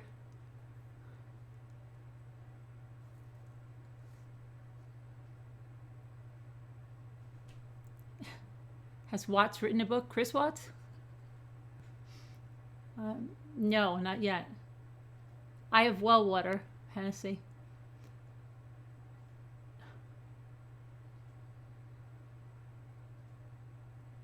Yeah, no, Chris has not written a book yet. Your electric is a straight $180 a month? Really? No, ours goes up. Sometimes it can be almost $400 a month.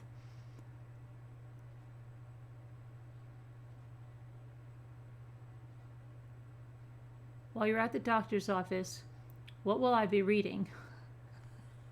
I don't know. I'll probably just be catching up on text messages and stuff. You went to a Broadway show. You climbed the Statue of Liberty. You took the train from Grand Central to Weston, Connecticut.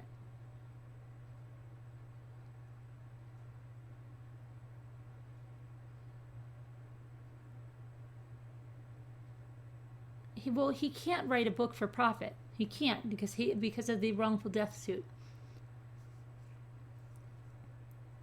China just got Costco, but they don't have much variety.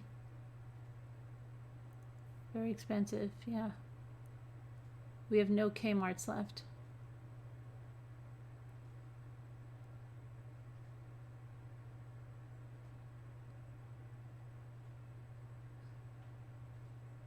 Guess Australia might have a lot of dead animals.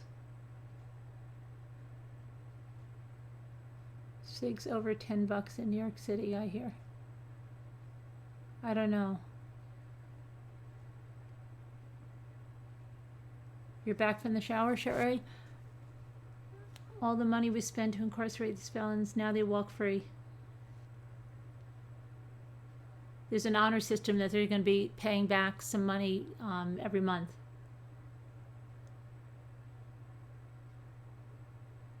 You're going to bed, Tessa? Read the email I sent. Maybe I'm totally wrong, but you never know. All right.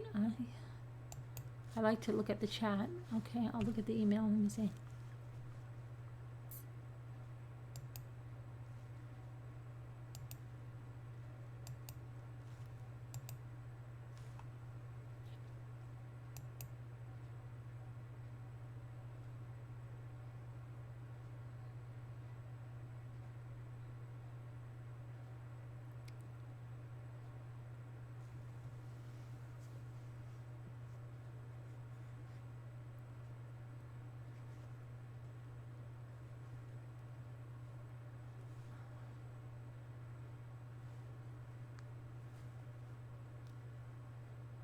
Okay, I'll answer you later, Tessa. I mean, I don't know what to tell you. I can't answer you now. I'll answer you later, but it's okay.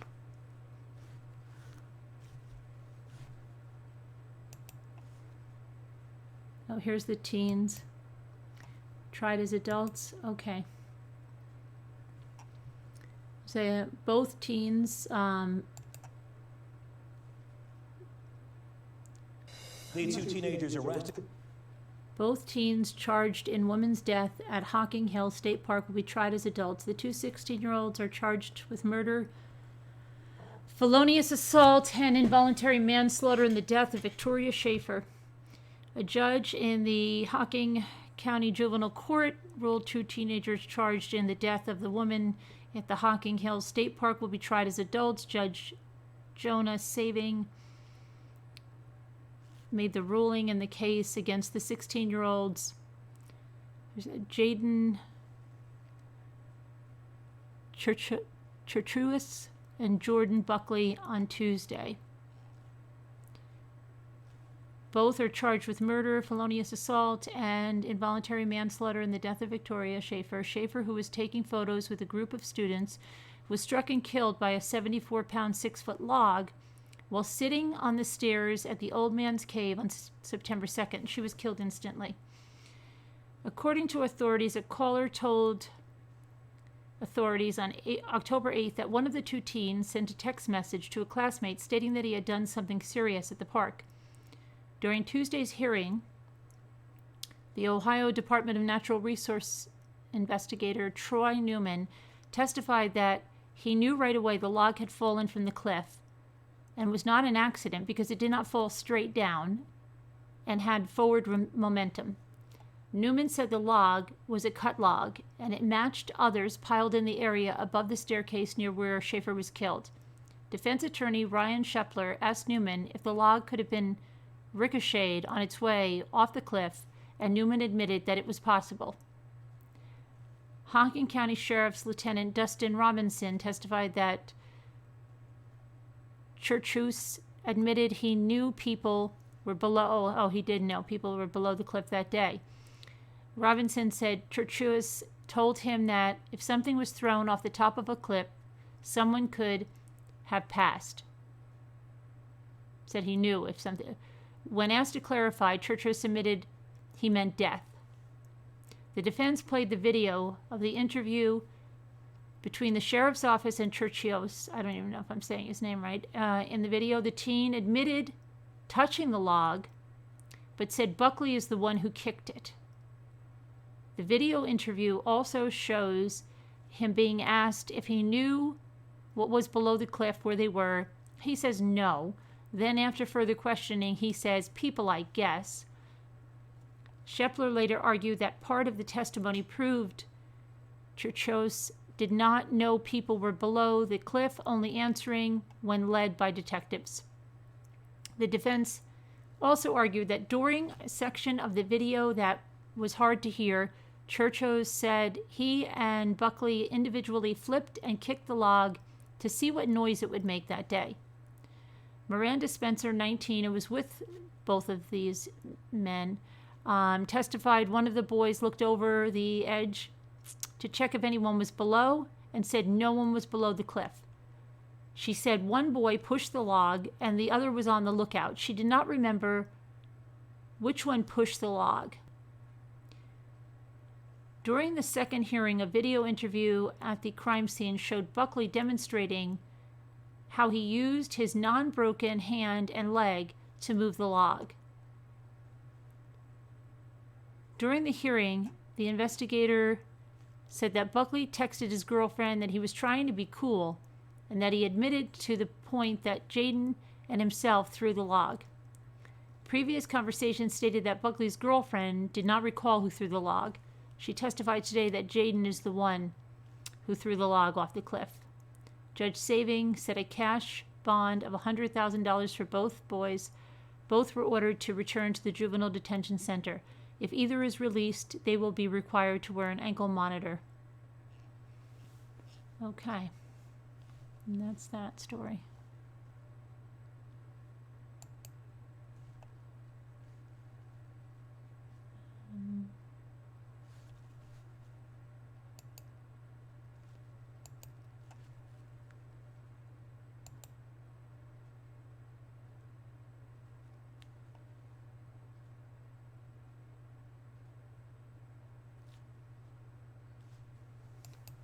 Hold on a second, I've got.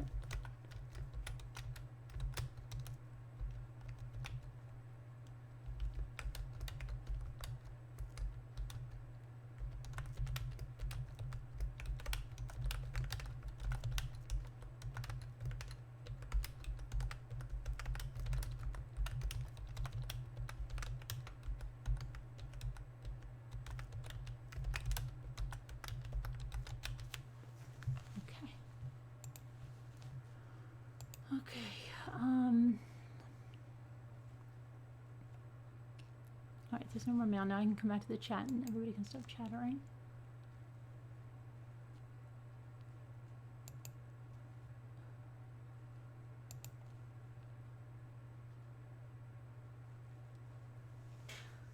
I'm on both, Nathaniel. Yeah. Adderall and meth. And then I chase it down with this before I get on.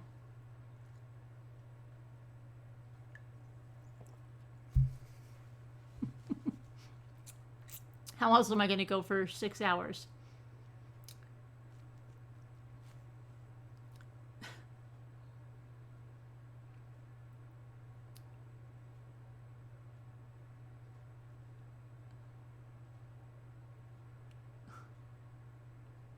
We lost another valued troll.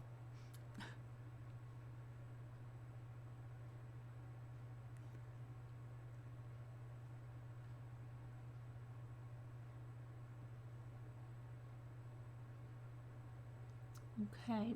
Anybody want to call in the meantime? Hey, Adacor.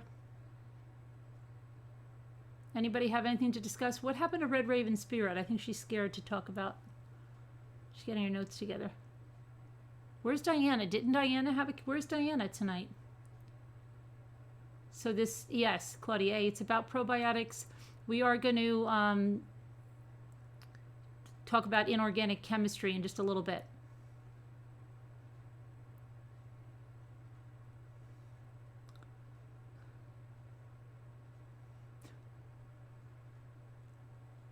How else do you think we get, what do we have, 1,218 people in here? Probiotics brings them in.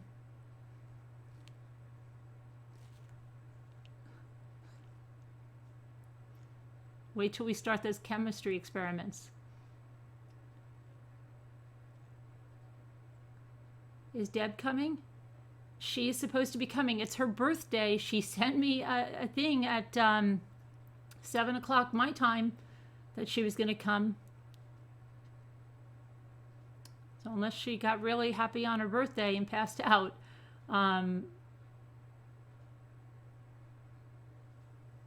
you have a question about the inorganic chemistry midterm exam? Yeah, well, I'll give you the, like, 50% of the questions that'll be on that.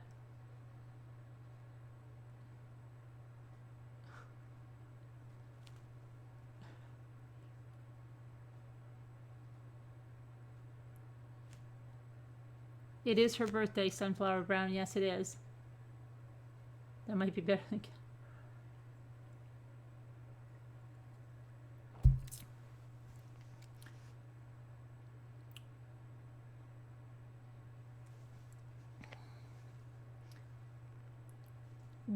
Where's Diana's? Not Diana's late today, isn't she?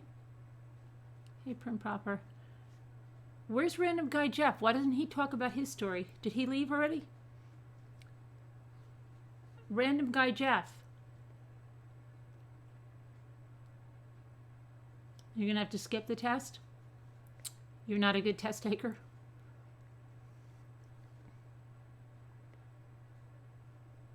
Hey, Mrs. Roger Rabbit.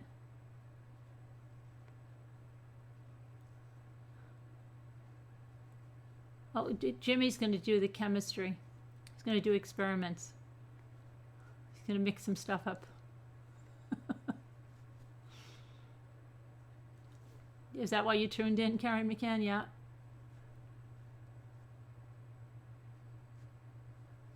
Thanks, Judy. You didn't study Adacor?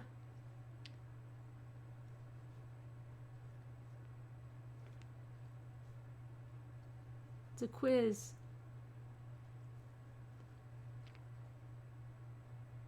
No bully problems? No, knock on wood.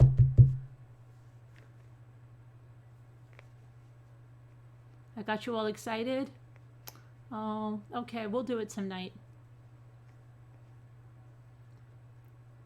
Oh, my daughter swears by those squatty potties. Oh my gosh. She's like, oh, they're everything.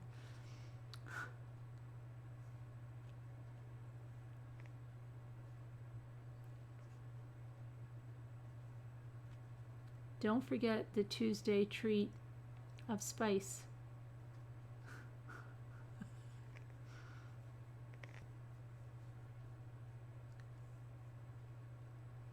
So where is Random Guy Jeff? And then he's supposed to have his personality disorder person on.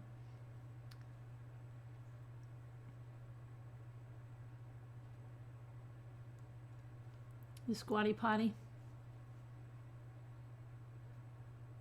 You can use a little step stool. Same thing. Hey, Carol Lucy, how are you? Mommy, do we need to get you into treatment? No, I'm doing well. I'm functioning well.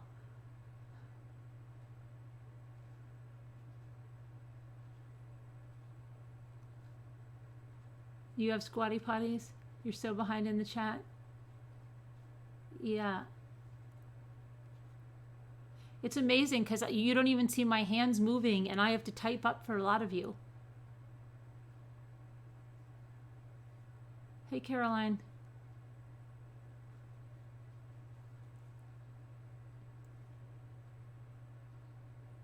It's going fast tonight. Yeah, we don't even put on, we've gotten so good, we hardly ever put on slow chat. You actually bought a Squatty Potty, it'll change your life? That's like my daughter. I'm like, how much could it change your life? Oh, it's change your, oh, it's so great. Great, okay, all right.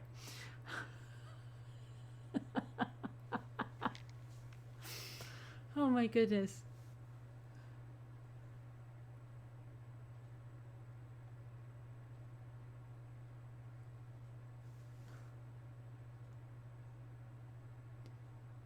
Judy Wood, daylight. So no one else has anything to talk about? Let me see if I heard from Deb yet. Happy birthday to Ma Josie in heaven. Happy birthday, Ma Josie in heaven. Let's see now.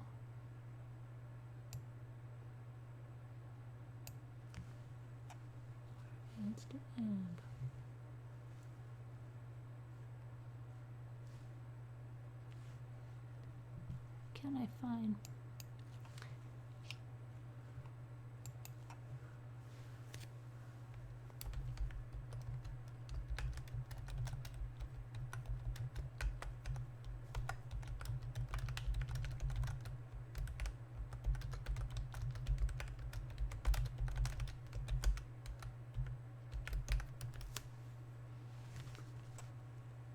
I'm asking her if she partied too hard or if she's there. Okay, so you're officially 51, Caroline. Today's your birthday? Happy birthday. You have no trouble, Pat Miller? Okay, so let's discuss something else until about plea deal. Which plea deal? Which plea deal? I know what we could look at. Let's look if there's any more. Let's look if there's any more reviews on the Chris Watts book. That's always fun for a time killer. We haven't checked that in a few days.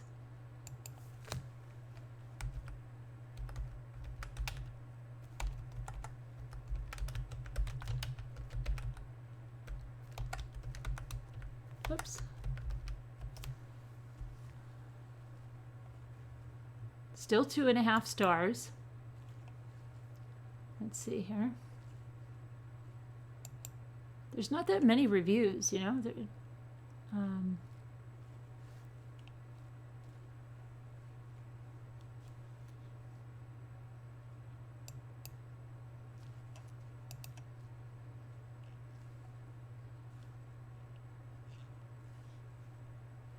Where am I getting my reviews here? Okay.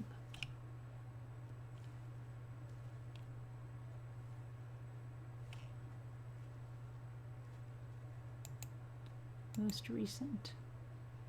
Okay, we've got some new ones. Michelle Sokol, 1 star, waste. Poorly written, little new information. This book is confusing to read. And a missed opportunity. And then we've got Ray. This better not be my son. 4 stars. Satisfied with purchase. I was satisfied with purchase. That's a very good review. I'm glad Ray took the time to leave that. That's helpful. Okay, CR, 1 star. And they said, read the leaked PDF. A YouTuber shared this PDF, and I read it. Proof in her screenshots from her private chats. There's about 15 interesting pages, and the rest is poorly written recap from the 2,000-page discovery dump from Weld County. Okay, then we have Amanda Brown, 4 stars. Emotionally hard read. I haven't finished this book yet. It definitely gives all the answers. Really? Okay, Amanda. Though it is an emotionally hard read, not for the weak stomach. There are a few grammatical errors, but not anything you can't read through. The details in this book are very hard to handle. Again, not for the weak of heart. Okay, then we have 1 star, Michelle Holwa. Total waste of resources and your money. Badly written in a technical sense. Poor punctuation, spelling errors, and poorly organized. And badly written in the sense that a lot of information is flat out wrong. Easy to check things like the children's ages are wrong. Also, author advances ideas that demons and evil spirits are involved. Crazy stuff. Glad I was able to borrow it because what a total waste of every possible resource used to produce it. Don't waste your money. And then we have Christine Smith, 1 star. He deserves no attention. He deserves no attention. Do not buy. Then we have 2 stars. A.K. Brahm, highly disappointed. Author is a dishonest person. Most of the things in this book can be found in the discovery pages that are available. The book is full of errors, definitely not proofread before being published. Poorly written. Author seems very shady as well. Author had a Facebook page for this book to promote and pre-order it. The ones that pre-ordered should have been the first to receive the books. This never happened. They were actually the last to receive them. Cadle knew about the above and stated that she would make it up to the ones that pre-ordered. She never did. Instead, she closed her Facebook page when everyone started letting her know how wrong it was for her to close her page after she received everyone's money and didn't bother to rectify the situation. Cadle is a crooked person, whom obviously didn't stand by her word, not to mention the lie she told about the pre-order date. The publishing company stated they never spoke to Cadle about releasing the book on that date that she told everyone, and that they weren't certain why Cadle said that because there was never any pre-order talks with them. I also have numerous screenshots from the publishing company's Facebook page and Cadle's Facebook page that show she closed it down, showing the above issues. Okay. I Hate Liars gave it 1 star and said, stop giving attention seekers your money. There is no way some average person, the author's age and seemingly limited understanding of the world, could possibly have any insight into this case beyond what we already know. This bound pile of trash is nothing more than the half-literate musings from a prison groupie. Okay, let's see what else we have. Hang on.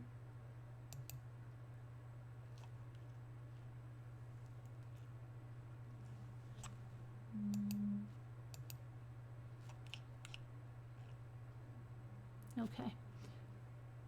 Then we have Amazon customer, honest and true, 5 stars. I have followed this case since the very beginning, and I really enjoyed the book. It's a good review. Lisa Warren, 1 star. This book had only one new detail of information that you can't get from the news. It's so repetitive throughout the book, and even within the same paragraph, grammar and spelling errors throughout the entire book.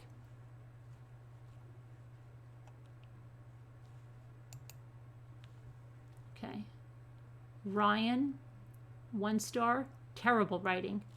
I bought this book in hopes to get more factual information from Chris regarding everything that happened. Maybe a look deeper into his thoughts, etc., and how everything else transposed. You do get this, but it's in a short letter, and you can't find it, and you can find it online without having to buy the book. The book is so poorly written, it's almost annoying to read. Shanann constantly repeats herself throughout the book, almost as if she's trying to take up space. Majority of the book is stuff that's been on the news, that everyone has already seen, interviews with the police that we already know about, and personal opinion of Shanann Cadle. In addition, it mentions numerous times the presence of ghosts or evil spirits or demons, suggesting there were ghosts around. I don't know, it's strange, far-fetched, terrible writing. I felt like I was reading a book written by an elementary school student. Don't waste your money. The book doesn't give you any more insight on anything that you can't find online. Save yourself the headache. Okay, and then Amber Ball, 3 stars. Her title is Chris Watts' book. It was informative, had some information that wasn't public, but also laid out public information in a timeline and pieced it together. It wasn't a bad book, just a sad read because of the story itself. And we have Patricia, 4 stars. New information through personalized letters. Letters from Christopher by Shanann Nckole was an engaging book with new, never-before-heard information confessions from Chris Watts himself. She adds his letters towards the very end, so you have to commit to keep reading, but has a couple of letters in specific chapters of the book. Some wrote a review stating that there was no new information released, but that's not true, as there are a few aspects I've never heard of, and I've been following and researching this case to the T. This doesn't sound written for her, does it? Does the book have some grammatical errors and punctuation hiccups? Sure, but cut her some slack, as this is her first official book publishing. I would recommend it. Only thing is, I wish it would be a little bit cheaper. And then Renee, 1 star. Poorly written, nothing new. Don't waste your time or money. This book is a joke. Okay, another 1 star from Amazon customer. Only buy book if you've heard nothing about this case. Most of this book is just the author's summary of the free discovery documents, and the rest is what the author claims are in Chris's letters. I wanted to actually see the letters so I can form my own opinions of whatever he said. Disappointed. Okay, Susan Wren, 1 star. Save your money, don't buy.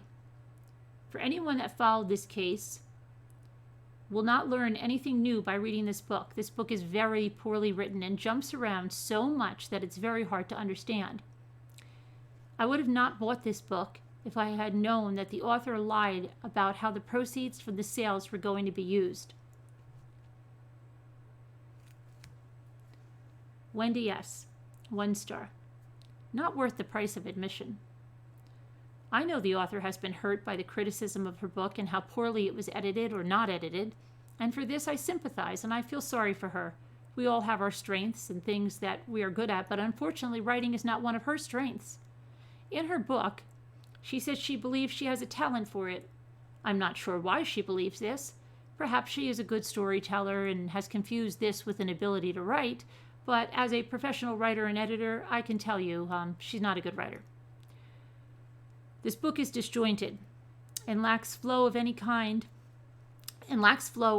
of structure. I believe she has some good content here and certainly had the best informant on the topic, but she fails to bring any of it to life, as it reads more like a junior high book, a junior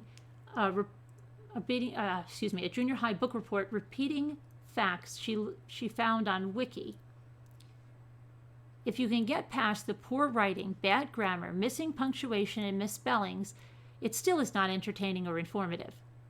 If you want to know about the case, you can get all the details found here in the discovery, which is public. If you want to read the words of Chris, I suggest you search online for links to the PDF of this book and save your money.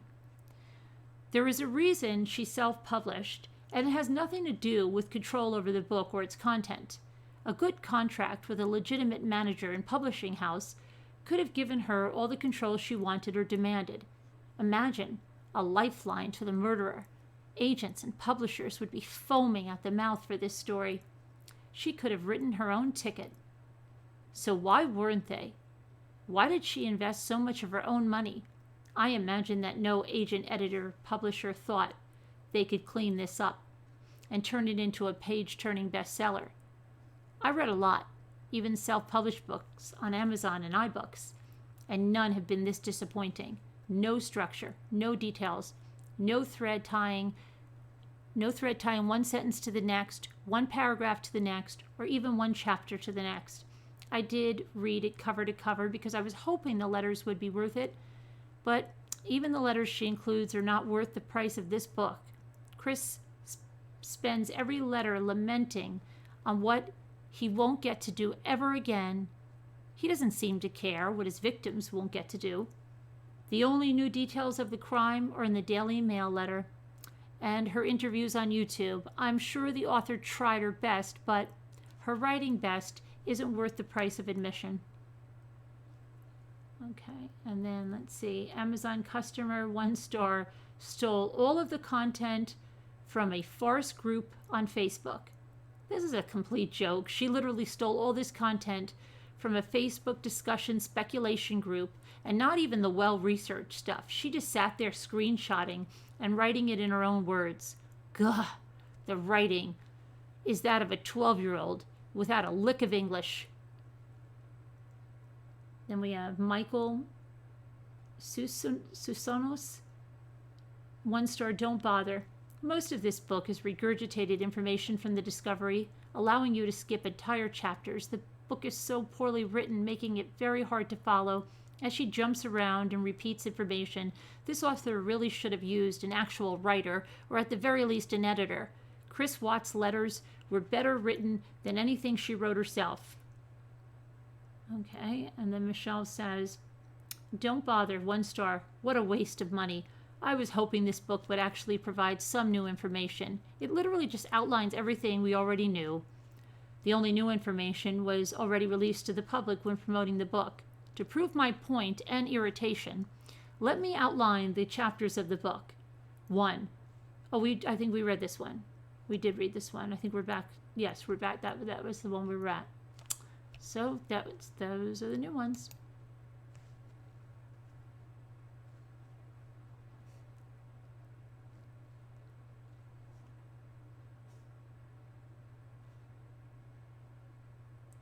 You're full. Oh, hi. Full heart and hands. Hello there. Hi, Tina. Hi, Carol Lucy.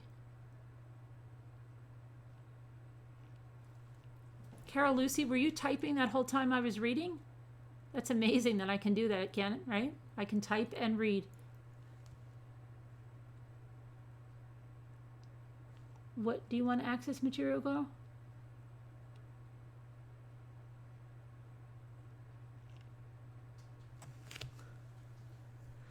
I'm very talented. Hi, Diane. Oh, the discovery? Hold on. Well, I mean, not the entire, you just want the documents, right?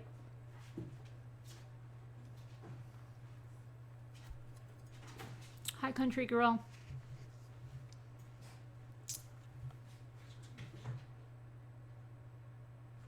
Hi, Alma. Hi, Evie. Hi, Dylan.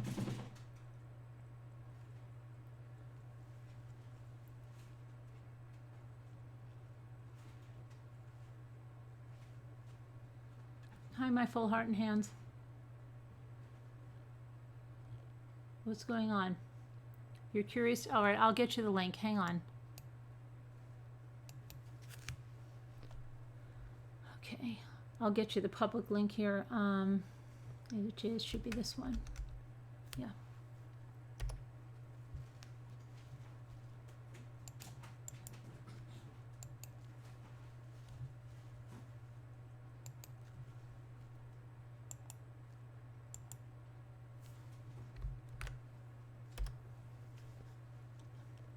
There you go. Material. Hi, Liza. Well, there you go. You can grab it.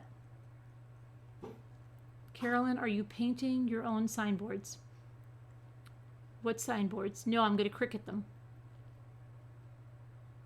Dr. Oz. When is she going on the show, Danny? Thanks, Sam. You missed it. Can I start over again? Yeah.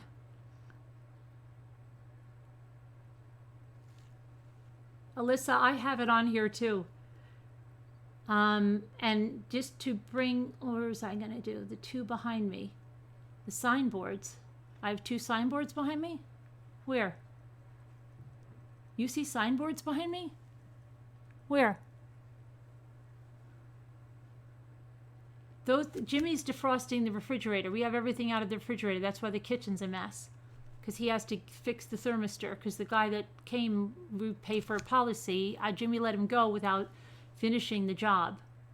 I don't know why. I have absolutely no idea why he let him go. He said, well, he was getting his tools together. He said, you could defrost it. Besides the dog? No, this is a bag. This is a bag from the Dollar Tree that I put flowers in. And this is a sign that I bought at, I don't know, one of those stores, you know. But I am going to start making stuff like that.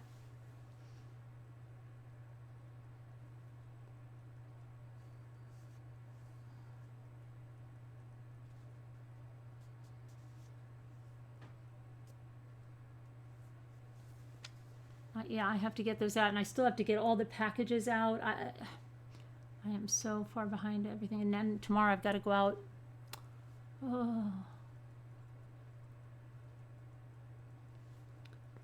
I just hope everything is okay with my thyroid. If she tells me I have to go in for like a thyroid biopsy, I'm going to go out of my mind. Oh.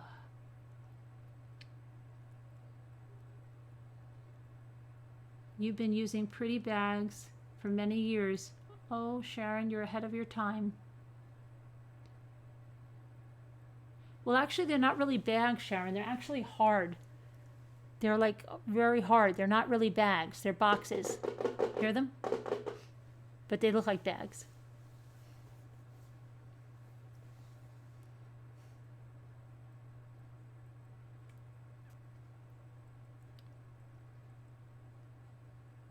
Yours are bags.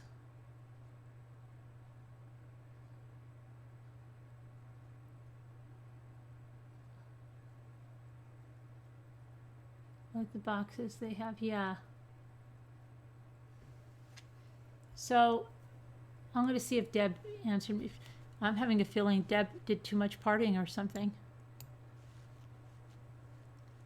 I'll read the update she put in there until we see where the heck she is. Okay, this is what she said. She said, Patrick Frazee was in debt of $72,000. He was paying child support to Kelsey at the rate of $700 per month, but he was behind on that, and he owed her $4,800. There was an inheritance from Patrick Frazee's late father of $400,000, but the three siblings were fighting about it. No cadaver alerts inside of Kelsey's house, but they did hit on the car bumper.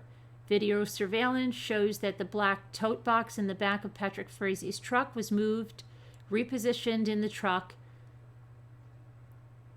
saying he put Kelsey Berreth's body in it. I guess the prosecution she means there. In Patrick Frazee's house, they found child custody papers and a murder plan list alibi. A lot of updates today. Looking forward to catching up soon. So where are we? Let me know if you would like me to come on tonight.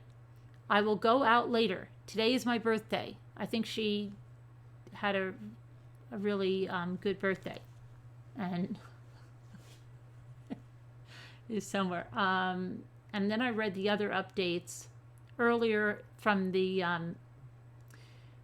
Denver Post. And that might be, no. Rose said, no. It's not about self-defrost. No. There's something wrong with the refrigerator. The thermistor freezes up. And this happened 3 times. And if it happens again, we're going to demand a new refrigerator because it's ridiculous.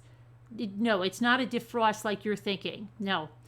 He's got to move the back of the refrigerator. It's not even the refrigerator itself. It's like this thing in the back. It shouldn't be happening. It's hard to explain. I would demand a new one now. I know. I'm going to tell you, this is ridiculous. You know how much food we've lost? I'll buy like a brand new half gallon of half and half and use it once, go to use it the next day, and it's sour. It's disgusting. We don't even buy. We've been, because like the freezer works, we've been like living off frozen food because you can't put anything in the refrigerator. And now we've been living in the coolers with ice for this stuff. And now that it's cold outside, we put the stuff out on the deck. That's nice, right? In totes with ice and stuff. It's pretty good. It's in the back, right? This is the third time now. But the last time the repairmen come, they used to do it with a hair dryer and everything. Jimmy let the guy go. He says he didn't let the guy go. The guy just said, okay, you can do it yourself. Yeah, I know, Sam. We're going to call this store.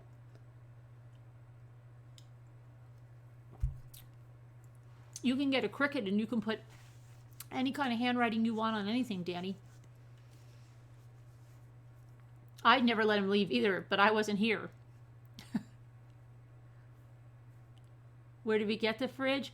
It's from, you probably wouldn't know the store. It's not a chain store. It's a store up in Binghamton. A big store, a big furniture appliance store, but it's not a chain.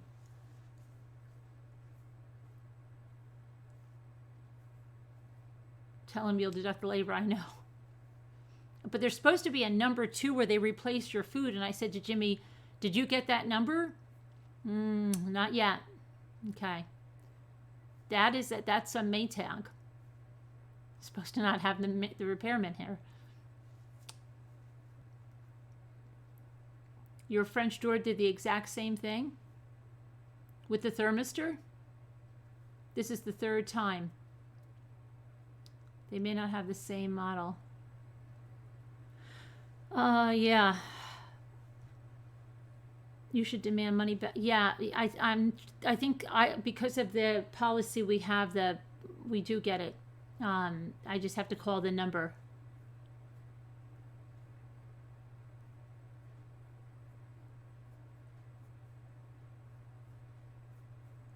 Your fridge freezer did it. We got to upgrade.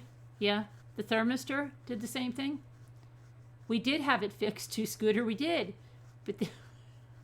But then this last time, Jimmy let the guy leave. And he just told him to do it. We've never had a guy that's told us to do it. They've stayed here. They've been a hairdryer. They got all the water out. We gave them towels. Oh my gosh.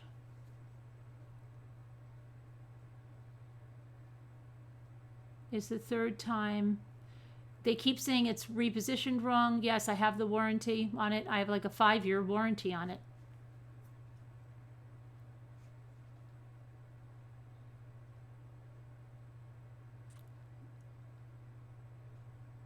I demand a new one. Yeah, I know. Not fair on ye. It's amazing how I could type like that. They fixed it twice and it still wasn't working. Yeah, Jimmy said he's going to call because I think there's a lemon law. They replaced my washing machine once because it was 3 times. Squirrel stole a small pumpkin off of the porch. Oh, then let the squirrel have it. He likes it.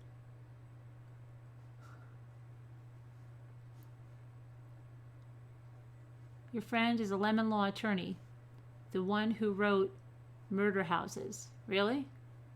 She's a lemon law attorney that writes murder houses?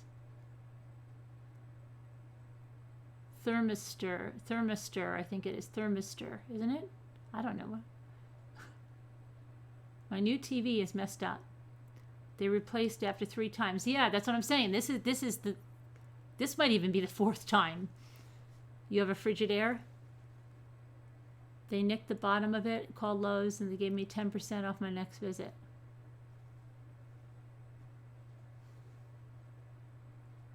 Why don't they just replace... They did 3 times, Mrs. Roger Rabbit. 3 times.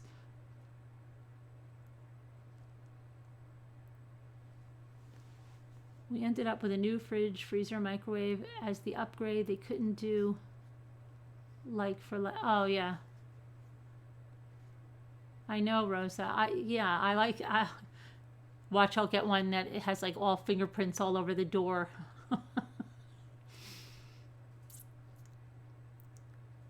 I still have a bigger one. We'll see if it stays. Oh, okay. I learned how to change. Oh, my son learned how to do a lot of stuff. Yep, on his car. A lot of stuff on YouTube. It's good for thyroid issues. It's a problem with French door design. I finally got a side-by-side. Really? See, I had a side-by-side. It's in the garage. And now you would say, why don't you put your food in there? You would think we would, but I don't know what Jimmy has in there.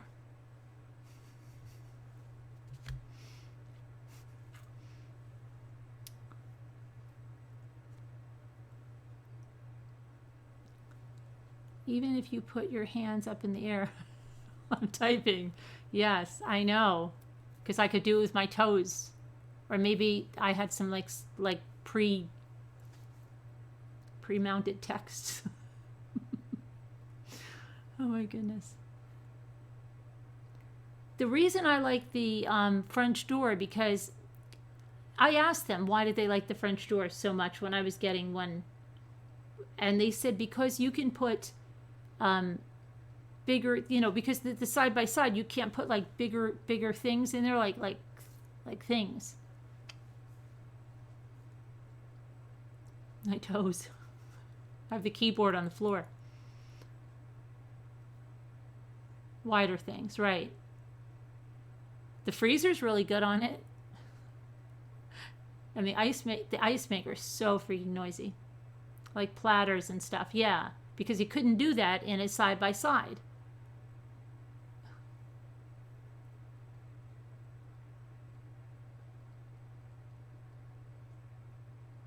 And it's too, yeah, so that's what we found. And this one is really big. Like, I think this is almost like 27. It's like the biggest, I think it's like one of the biggest French doors you can get, because go big or go home. You have a side-by-side, they're rated higher. I wanted the French door. I like the French door, but I hope I can get one that works. They were young and idiots who delivered it. At least they didn't kill you, Lisa. Something to be thankful for. Throw my feet up on the counter.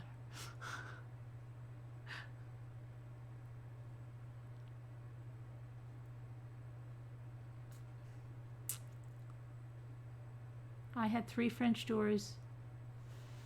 Really? All of them had the same problem, Mickey Fan? Everyone had a thermistor issue? What, were they all the same brand?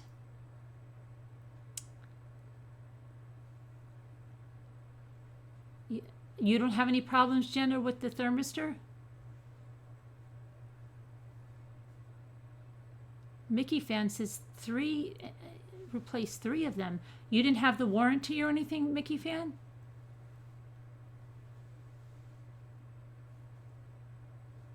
You've had good luck with Maytag. Do you have a French door refrigerator? No, not the thermostat. It's called the thermistor. It's something that's inside the back of the refrigerator. You can't see it unless you take it off, the panels off. I love the design, but they keep tearing up. Is it always, Mickey Fan, the thermistor?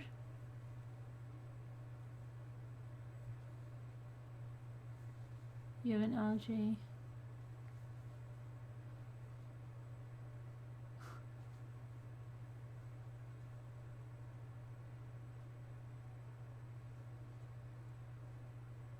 Mine is freezer on bottom, slides out. Yeah, my freezer slides out too.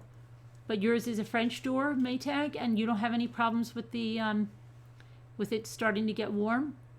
Because it gets ice cold once it's defrosted back there, and then it works really good, and then slowly it gets warmer and warmer and warmer until you open the milk or something and you go, oh, this is sour.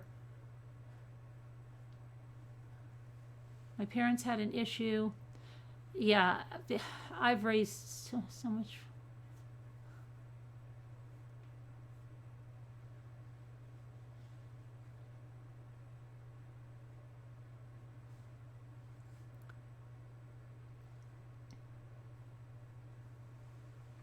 Oh, it's not a French door? Okay.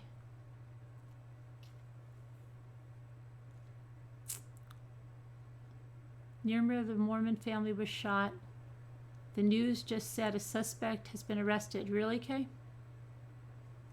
Thanks so much.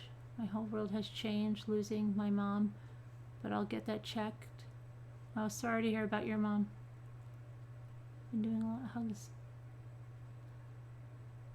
I haven't had any trouble. I actually think it gets too cold. Well, this would get too cold. It would freeze things when it's working well, but it doesn't. I wouldn't be happy with another fix. Yeah, I know. I'm going to tell Joe. I'm going to tell Jimmy. You're welcome, country girl. You have a smaller one for the lake house. So Lisa, you live in Lake George all year round, but you don't live in the same house all year round?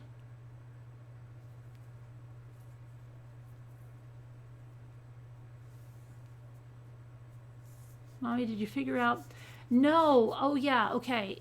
Oh, the puppy sounds? I thought you were going to ask me about Nanette and the breeder. I think it was Sassy. But it was weird. She was like throwing her voice. I would make a complaint. Yeah, I know. But who knows what Jimmy told the guy? You know, Jimmy, you don't know Jimmy. The guy was probably like, you want me to? And Jimmy was like, yeah, nah, that's all right. Because Jimmy, that's all right. I'll do it.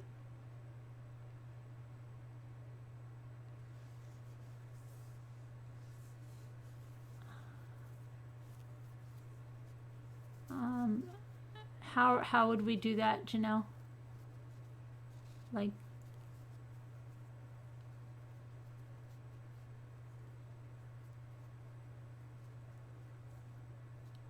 are the Kenmore Elite and the Kenmore Elite did the same as you? Our milk kept going bad because it wasn't cooling? Oh, really? They're almost all made by like one company anyway.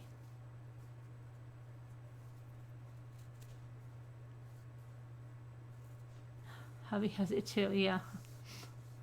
I hate it when... No, the freezer works great. I don't know where Diana is. Isn't that weird? Maybe she fell asleep or something. No, she's up now. Maybe she slept in. She emailed me today. Maybe she's taking a little resty. Took Lowe's 3 times to get our fridge. Every time they would come out, oh, yeah, big ding. And don't you hate that? Like they don't even look at it before they bring it to you.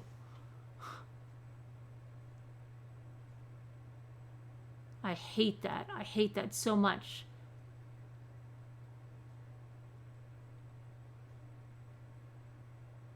You've already had to call. It's only 2 years old. Yeah, there's certain things that I always get a warranty on.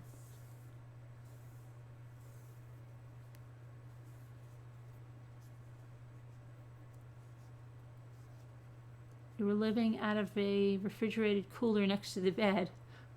Yeah.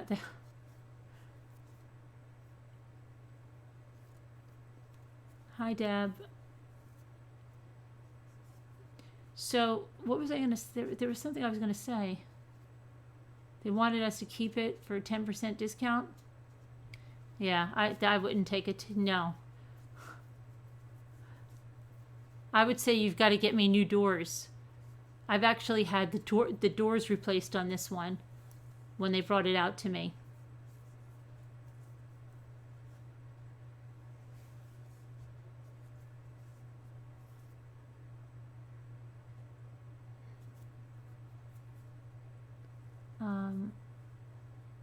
Well, I was going to say something. I don't remember what I was going to say. Yeah, I think so, Rosa. I've got a call.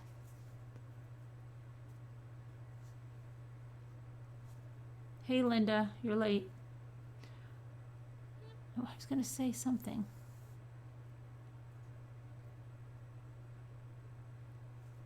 Oh, last night, Diana, yeah, she's fine. She emailed me today, earlier. She's fine. I mean, she's fine. Maybe she went to the doctor or an errand or something. She's good. Her parents bought a fridge on clearance in the 50s from Sears. A salesman told them it had a cheap condenser. 50 years later, it's still running.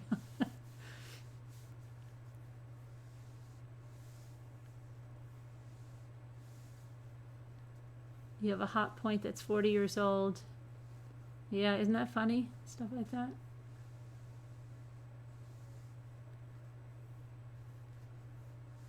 She probably overslept, yeah.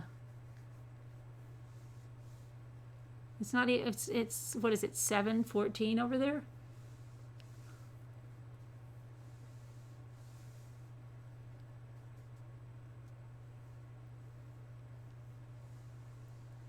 Oh, cars, yeah. Jimmy was trying to convince me to get, I always like how he picks out a new car for me that he wants.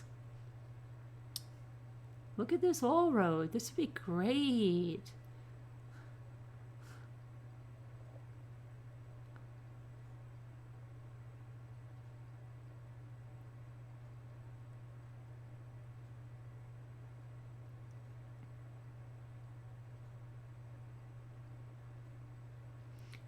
There was something I was going to say. Oh, I don't think Krystal Kenney will be on the stand tomorrow from the updates. It doesn't sound like it. It says later in the trial. I don't know. Maybe they're trying to throw us off, or maybe they're not going to have her on tomorrow. Thank you for your video on narcissists, Carolyn. It helped me recognize some very hurtful stuff from my youngest daughter. I called her on some of this stuff and was told to F off Friday night.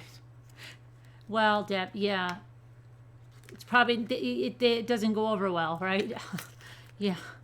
Because they don't see it. They blame it on everyone else. They'll tell you you're the problem. Carolyn, if you're getting a Ford, we can get you a plan which will save you thousands, plus they treat you really well. Oh, okay.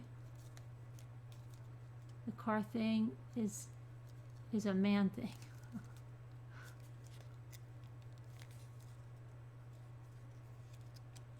She called my oldest right away and went on and on. My daughter is freaking out like you can't believe that she thinks there's mold. She's like, remember I told you about that mold smell? Well, she's sending pictures to Jimmy and I about some kind of wet wall. And she's like, look at this wet wall. And I'm like, is it wet? What is it wet for? And it's, I'm like, call the landlord. Oh, okay. Well, oh, you think, like, she thinks things that you would think would scare my daughter don't scare her. Things like this, she's like freaking out about. I don't know what it is from Muka. She's absolutely freaked out about it, like she's going to die, like it's Ebola. Okay? Meanwhile, she could sit next to a guy on the subway that might have Ebola and doesn't freak her out at all. Okay? But it's just some quirky things freak her out.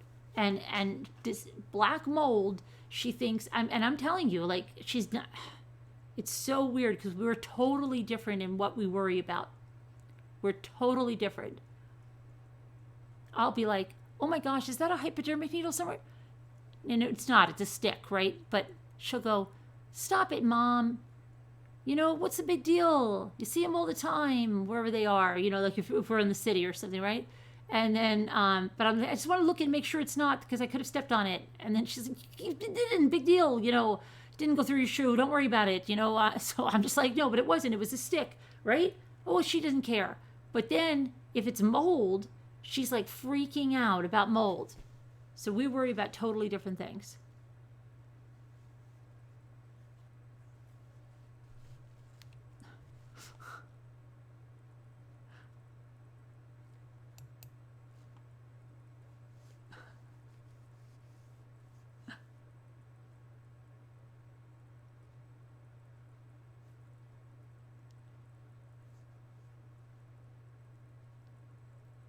They played, yeah, they did do it.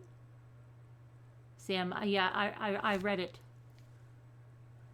earlier. They played the, they showed the pictures, but now they're saying that because of the shadows, again with the shadows, in the pictures, it might not really be him in all the pictures.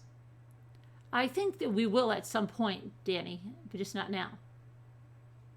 Your daughter flew to Chicago alone. Went and toured there alone, no fear. She hears a mouse in her. Yeah, that's like my daughter. It's the craziest thing. Jog in the Central Park at night, worry about a mold smell, and like, I mean, worry to the point that she thinks she's going to die. Okay,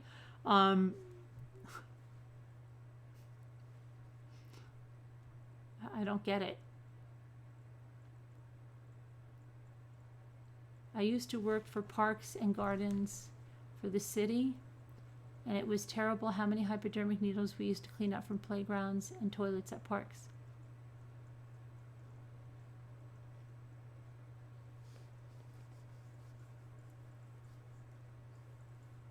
Good night, Donna. I heard the neighbor's video feed wasn't accessible as well because it got recorded over, but photos were. They had photos is what I read, CS. We haven't heard from Deb, but they said photos.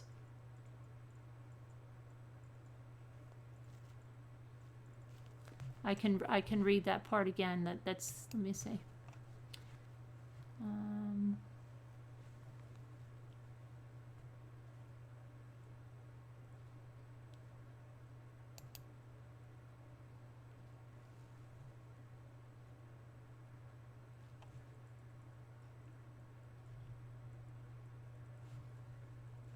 Where did I have it?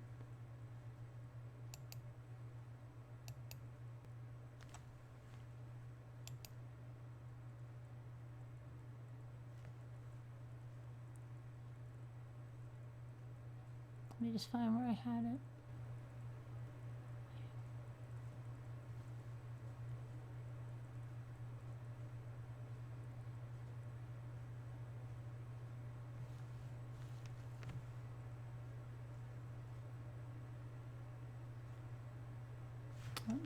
I'll just pull it up again.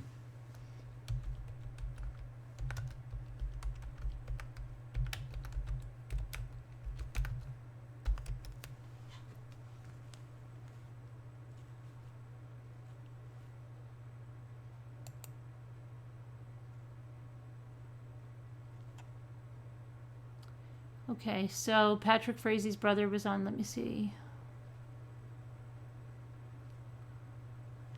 Frazee's defense attorneys highlighted weaknesses in the surveillance footage, noting that no images show their client carrying his fiance's body out of her Woodland Park condominium on the day she disappeared.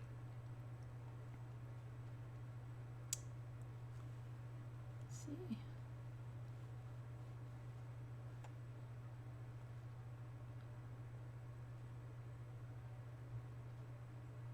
There's also some more, wait a second about that. Okay.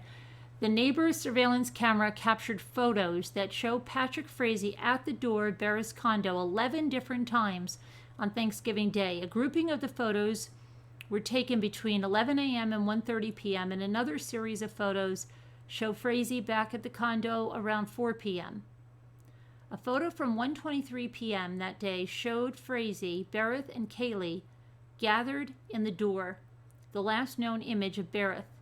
Frazee's public defender attempted to discredit the accuracy of the timeline created by the neighbor's camera by drawing comparisons between two still images purported to be taken seconds apart but show completely different shadows. This is not how the sun moves across the sky, Steigerwald said. The expert who compiled the images, Chad Menninger, said the method he used to find and timestamp the images meant things could be slightly out of order, but would be accurate within a few hours. Steigerwald also pointed out that none of the photos show Frazee carrying a large black box, which prosecutors allege Frazee used to carry Berreth's body out of the condo. Footage from the ATM that Frazee visited just after noon on Thanksgiving Day showed a large black box in the back of his red truck. An investigator from the 4th Judicial District Attorney's Office testified to that. The investigator, Stephanie Courtney, also said that the surveillance camera at a local furniture store showed the box in the truck bed. The various images also showed that the box had been moved or repositioned in the truck bed between 1:30 p.m. and 4:30 p.m. on Thanksgiving Day. Berreth's body has never been found. Prosecutors allege in their opening statements that Frazee burned his fiance's body on his Florissant ranch with the help of Krystal Lee Kenney, a woman with whom he had a long-standing and sometimes romantic relationship. Okay. And then they were dismissed at 3:30 because the prosecution had no more witnesses scheduled for that day. and it's going to resume again at 8:30 a.m. on Wednesday. So that's the surveillance stuff.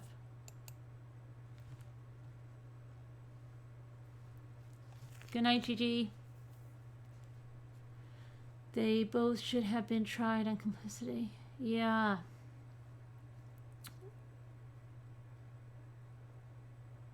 Sorry, I have to ask.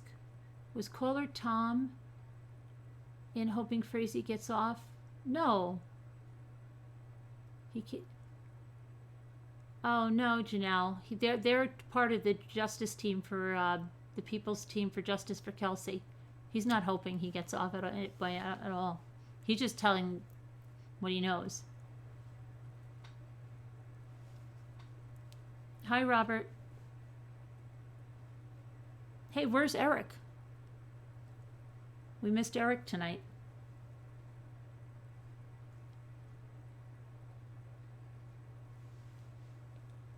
Oh, Ashish.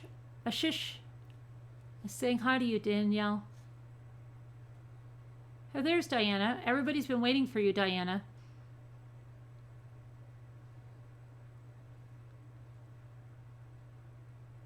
It's not fair. No cameras in the courtroom. Yeah, I don't know what's going to happen there. If it's a mistrial, if it's going to be moved, I don't know. Yeah, where's Eric? He has some nerve not showing up. He actually went out and did something for himself or went to bed early. Oh, Danielle, Ashish says you're beautiful.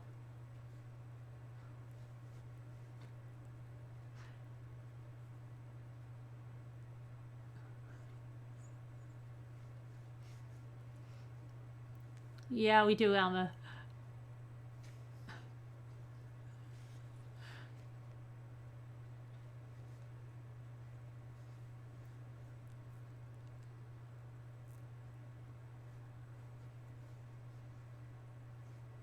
Hey, choking on ashes. You're listening, but you're worried about one of your cats. Yeah, I'm worried about one of my dogs too. I know. It's. What's wrong with the cat? That's not how the sun moves, but that's how the clouds move at high altitude. Yeah, yeah. They said it could have been right. The cloud, the cover.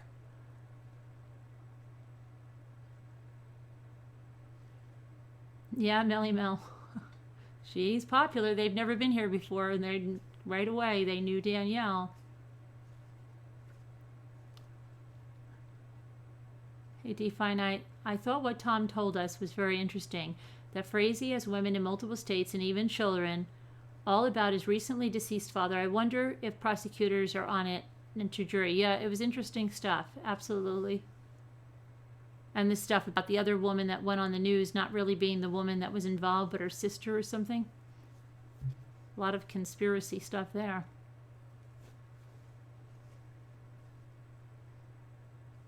I wonder what his farmers only profile said.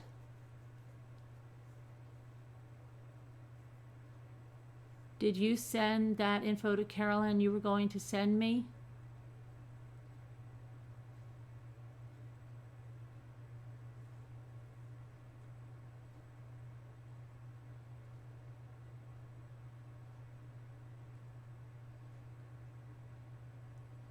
I do wonder if Tom knows more than the prosecutors. Yeah, I wonder how Tom knows all that, right? What do I think about it? I think that, I don't know. We have to see. I'm surprised. I was waiting today to hear from Deb to see if there was any pictures of Krystal, Kenney, Lee, and I guess there aren't. So that's something, that there are no pictures of her going in to do the cleanup. But on the 23rd or anything, that there's no pictures of her. But then she was supposed to go down. When did she do the cleanup? On the, I don't know if they got to the 25th, that there's going to be pictures of her tomorrow. I don't know.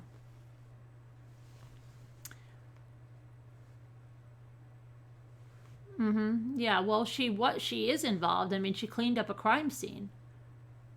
She burned a body with him. She's totally involved, but she took a plea deal.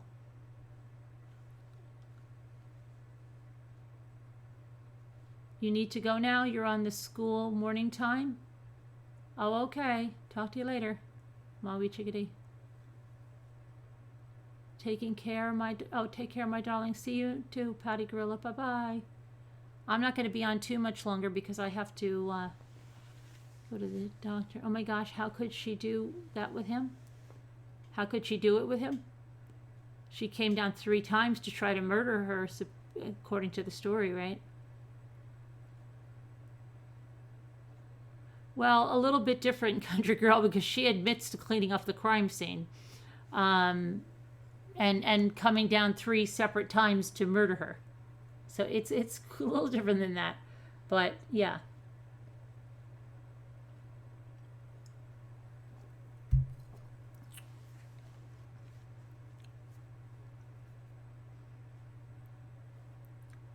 Berreth, Berreth. Oh, you didn't hear that, Country Gal? You should go back to the earlier Frazee videos I have. They'll tell you the whole story from the discovery we had. She was poisoning her with a Starbucks coffee, supposed to, the first time. And Patrick said, yeah, just get some drugs from the hospital and poison her. And then hit her in the neck. She didn't do that, she said. Then hit her in the back of the head with a pipe. She didn't do that. Third time was a baseball bat. She didn't do that. And then she said he did it. And then he called her up and said, get down here. You got a mess to clean up. And she said she came in. She brought coveralls from the hospital and booties and bleach and a mop. And she borrowed a friend's car that happened to have a gun in the car. And then when she brought it back to the friend, the gun had a bullet in the chamber, which it didn't. And one bullet was missing from the magazine. And then what else did she do? So she used her friend's car, and she went to Sonic too. They have her at Sonic picking up like a bunch of hamburgers and stuff.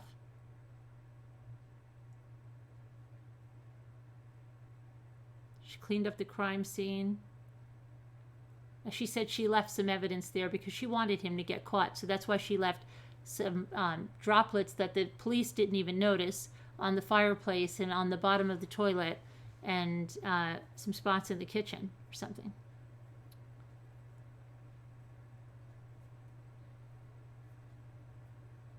And then she helped him go to Nash Ranch and carry out the tote, start a fire in a trough to burn the body and the purse. And then she agreed to take her cell phone and drop it off somewhere in Idaho.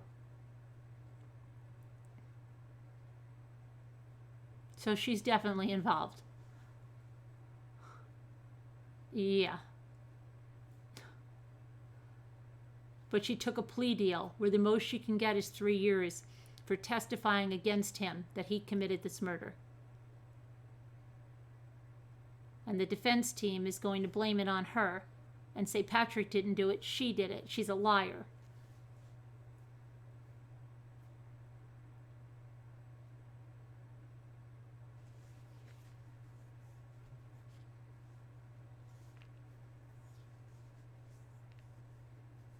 Yeah, that's the deal she took. And the prosecution said they had to do the deal with her because there's no body that's ever been found. And without her, they said they probably wouldn't be able to, even have a chance with Patrick.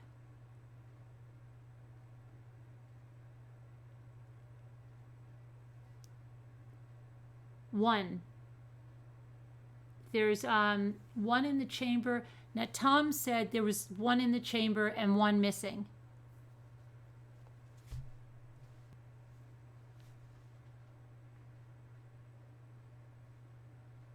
She was covering her butt without leaving the blood on purpose.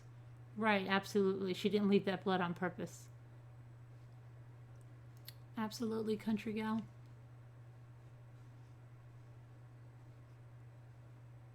What did I miss in the beginning? Nickole Atkinson came on for a minute, but we couldn't hear her. She tried to get on. We heard the baby for a split second, and then she said, play her video, share her video. So she let us share her video. And then she said to me in a message, She was going to come back and read the comments, but she had to go put her kids to bed because she starts her chemo tomorrow.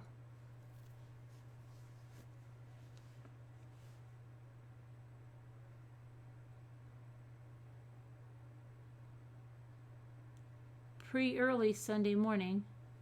No, Sunday morning. It's 2:33. No, it's 2:35, Lisa. Yeah, she called in. She was on the phone, and we couldn't hear her at first, and then we could hear her rustling around. We heard the baby, and then she sent me a message that she has to put the kids to bed. And but I told her to come and read the chat because there was a lot of well wishes for her, and she said okay, she appreciated that.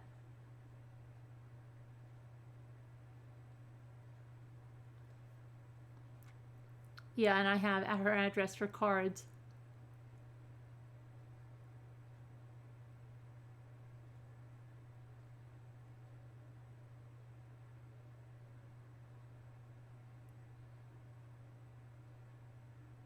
Pre-Sunday morning meeting. Oh, gotcha.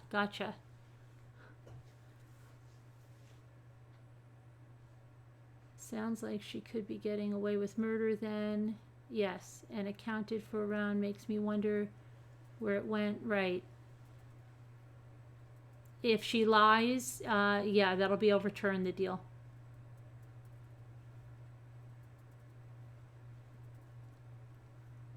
I don't think so, Carol. I don't think she had a poly. Absolutely, Carol Lucy. Yeah, prayers with her. Shame.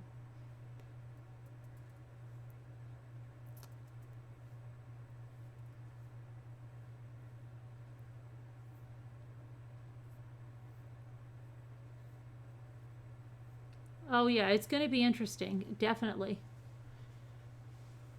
Oxycontin. Didn't anybody know babies are born addicted? Would not miscarry if the nurse bet she got the drugs.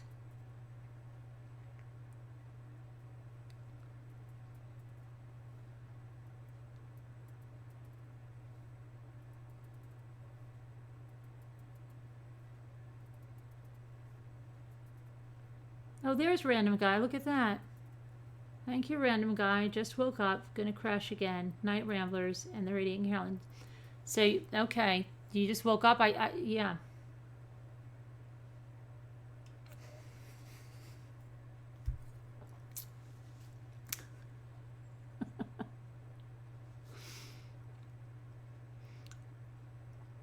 When my husband did chemo, there was one big room with the nurse's desk and several rooms with recliners and a TV. You sit there. It's hard to see. Yeah.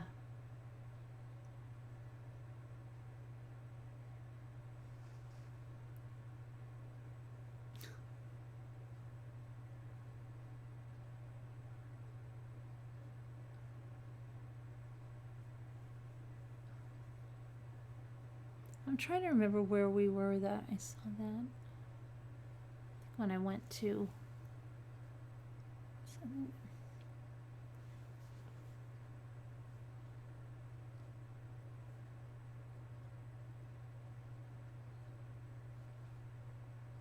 Hey Yellow Submarine.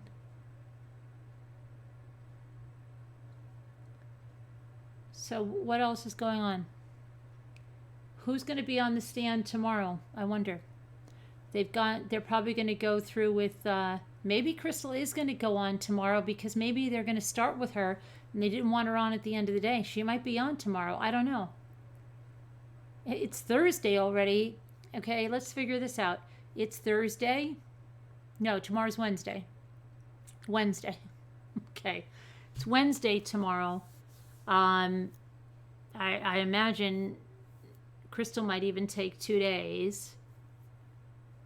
Who else are they going to have? They're going to have some DNA experts on. There's going to be no medical examiner because there's no body.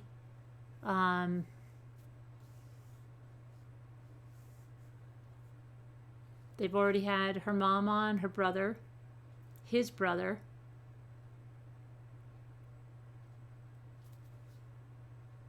her friends, but I think they're going to, I think they might be starting with her friends and her tomorrow.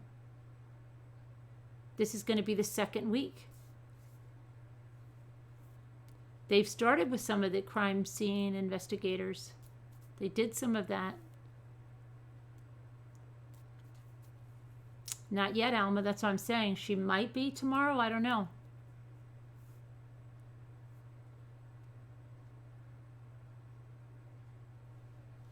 Good to see.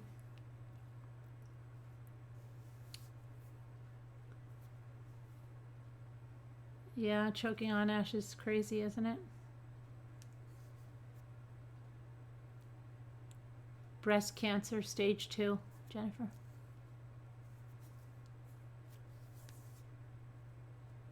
Where is on tomorrow?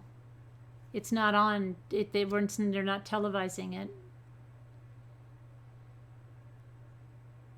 Yes, I messaged with her, and she called in tonight to Scooter, but we couldn't hear her at first. She was calling in. She was on the line. Then we heard the baby for a minute, and then we couldn't. She said she had to get the kids to bed and to play the video. We played the video.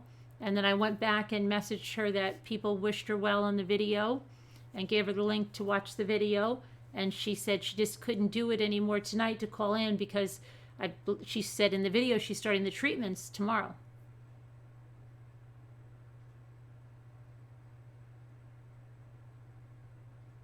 Is Casbat here?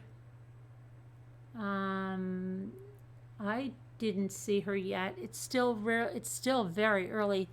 It's only like, it's not even 8 o'clock in the morning. She was? You saw her? She was? She was? Okay, I didn't see her.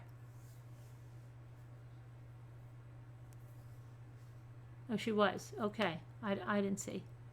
Did I see? No, I didn't see. Did I? Maybe I did. Did I see her? I'm getting my days mixed up. I think I did see her once. I was talking to her earlier today, so I'm completely confused. I was reading, okay. Casbat, I haven't seen her, but someone said hi. I couldn't see her. I don't see her now either. I saw her earlier, or that would have been another chat I had with her. I don't even know anymore. Your oldest daughter's dressed up. Bring on the tea. I hope she calls again. I've been through it twice. I know how she's feeling. Okay, I'll tell her.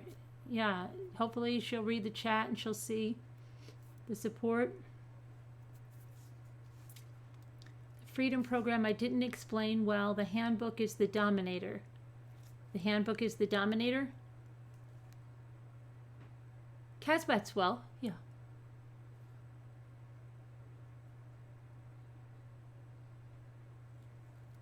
You said hi to her because I don't know. I don't know. I don't remember if I saw her or not.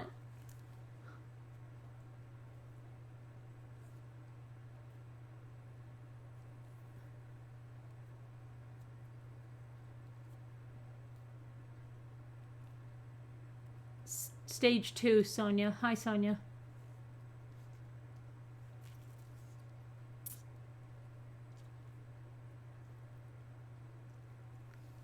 Casbat has a nice pic on the community page with the serial killer's jar. It's so funny. Check it out on her community page. Funny. Yeah, she always puts funny things up there.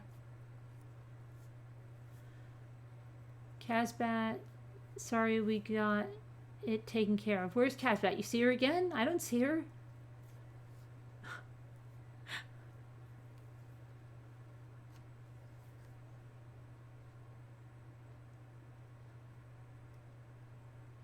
Yeah, right, Diana? It's sad, yeah, very sad.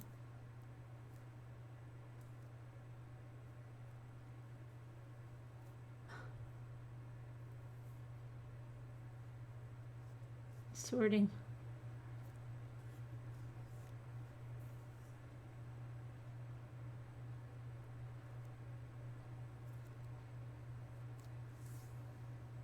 You don't see her either, Karen McCann. Okay. I don't know. You know, I went to go for a walk today because it was pretty nice. I mean, I didn't even need a jacket, and I said, yeah, of course, to Jimmy, it's not going to rain, right? No, it's not going to rain. So I went to go for a walk, and I got about halfway around the lake, and there was a lady that didn't live here, but she parked her car and started to walk around, and she had a dog, not on a leash, which it was a little dog. I'm not scared of dogs. But anyway, as she was coming towards me, I felt like something on my cheek, and that's always the crazy. Like my daughter, right? This is my crazy thing. If I feel any unknown liquid that suddenly gets on my face or my hands when I'm out walking, and I can't account for what it could be, it freaks me out, right? So she's at least 30 feet ahead, in front of me, but I'm in my mind, I'm thinking like, wait a minute, could she have squirted something on me? Did she spit on me? How do I have this? And then I'm like, maybe it's just, sometimes it's your imagination. But I touched my cheek and I felt like something wet. So I'm like, what the heck? And then I continued to walk and I realized it started raining.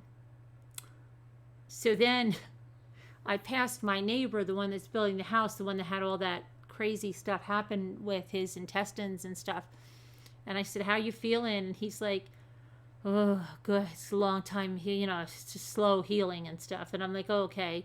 But he looked good. He was doing some stuff. And then I got further up the road and it really started to windy and raining. So I turned around and I started jogging back to the house because I figure then if I jog, number one, I'll get my exercise in from my walk since I only made it halfway around. But that I also will get home faster. And he must have thought, like, what in the hell was I doing? Because, yeah, I ran back. It was quite funny. So he must have been like, what the hell is Carolyn doing? Why is she running? Where's she going? Who's chasing her? Yeah. Why is she running away? Because, like, normally he'd be like, why just not go the rest of the way around and get wet or whatever? I don't know. Maybe he thought I was scared of something running down the road.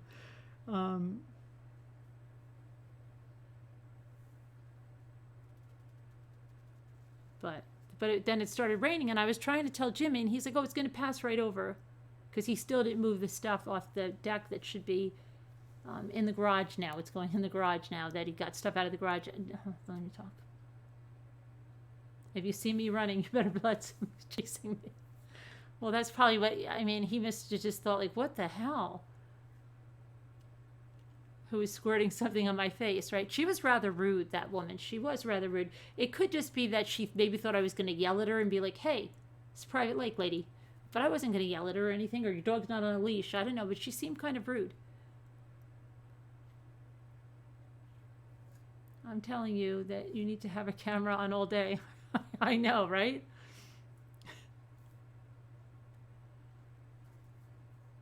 Is it? Well, it was actually pretty nice today. It was like, I don't know, like 50. I went out like this and I was nice. And then as soon as I got like halfway around, then I started to feel that liquid on my face. I picked up some pine cones on the way. I wanted to get some more pine cones.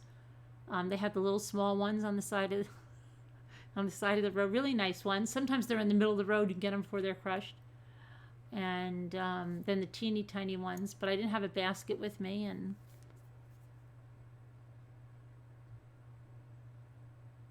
had a t-shirt. If you see me running, try to keep up. Really? Yeah, it rained a little, Rosa. Yeah. No, concealed water pistols. But she was dressed for she had like this jacket on and this big scarf around her head. I'm trying to imagine who can make me get up and run. Oh yeah. Well, I was jogging so I could, because I've never been a fast runner. But I can go long distance. I've always been like, marathon. Like I could do that. I could pace myself and run long distances, but I'm not a sprinter.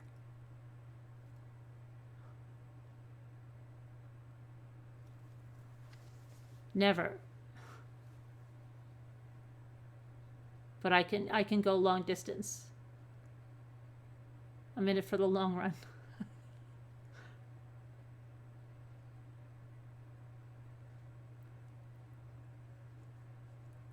Remember, I grabbed a can of Coke and sprinted across the road out of the rain, got into the car and said, "Ooh, I'm thirsty." Opened it, sprayed all over my mother's face.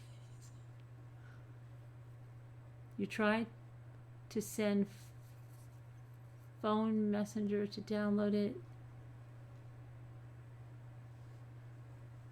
What is going on? I don't know.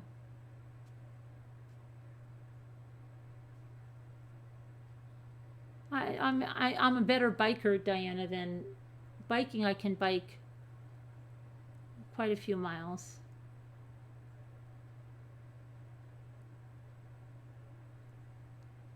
But I've never been able to run like really fast. Never. When you run.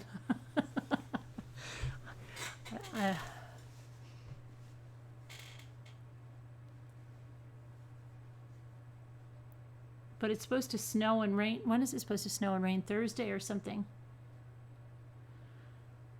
Tell your doc you have Christmas fever. Well, I'm going to the doctor tomorrow, and I'm going to tell him I have Christmas fever. Tell her I have Christmas fever. Thursday, snow. Yeah, I'm not looking forward to that. And if I'm out, then who's going to crack the whip with Jimmy to make sure he gets his stuff done? I don't know.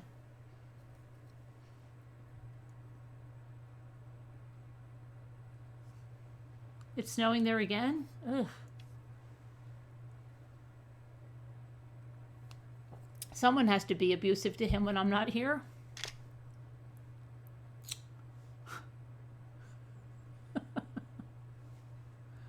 No, I don't live close to the Finger Lakes.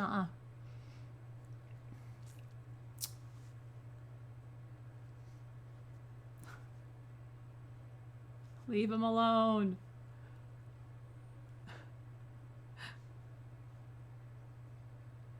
Does Uber do a whip cracking service? I know, they should. Somebody said they do a service that they'll bring you a kitten that you could pet for an hour and then they'll come pick it up.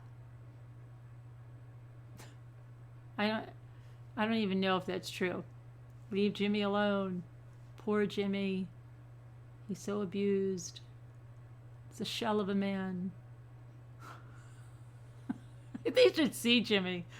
Yeah. Jimmy's no wallflower.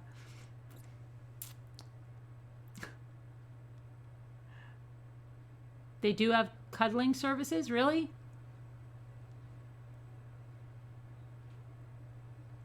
My secret, I wish I could tell you that I've used this skin cream every day. I'm the worst person with my skin in my life. I have no skin regime or anything like that.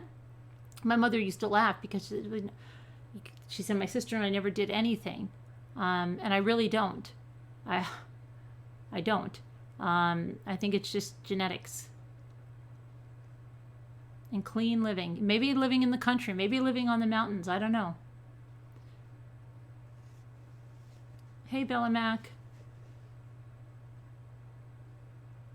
You have some old ones feeling sorry for him. I know, like Chris Watts. Jimmy is not an introvert at all.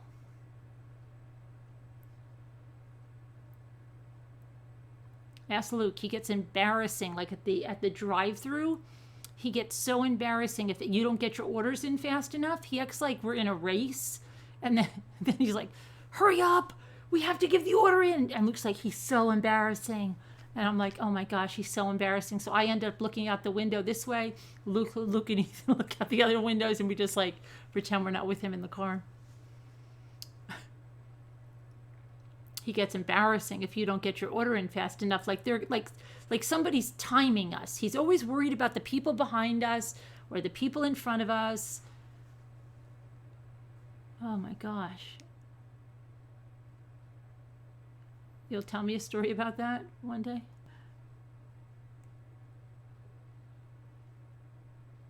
People ask me that I always have to answer. I've never used soap on my face. I use face cleanser. Never regular soap. That's abusive to say. I know. He's embarrassing.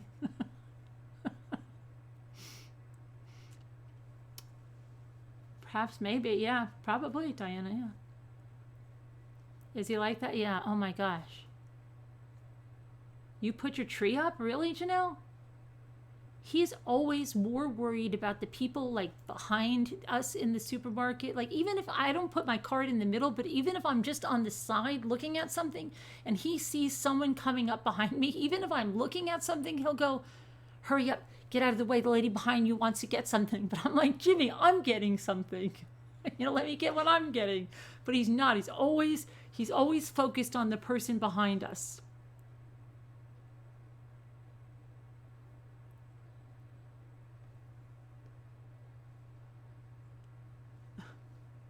Your husband used to make a show of you. He didn't.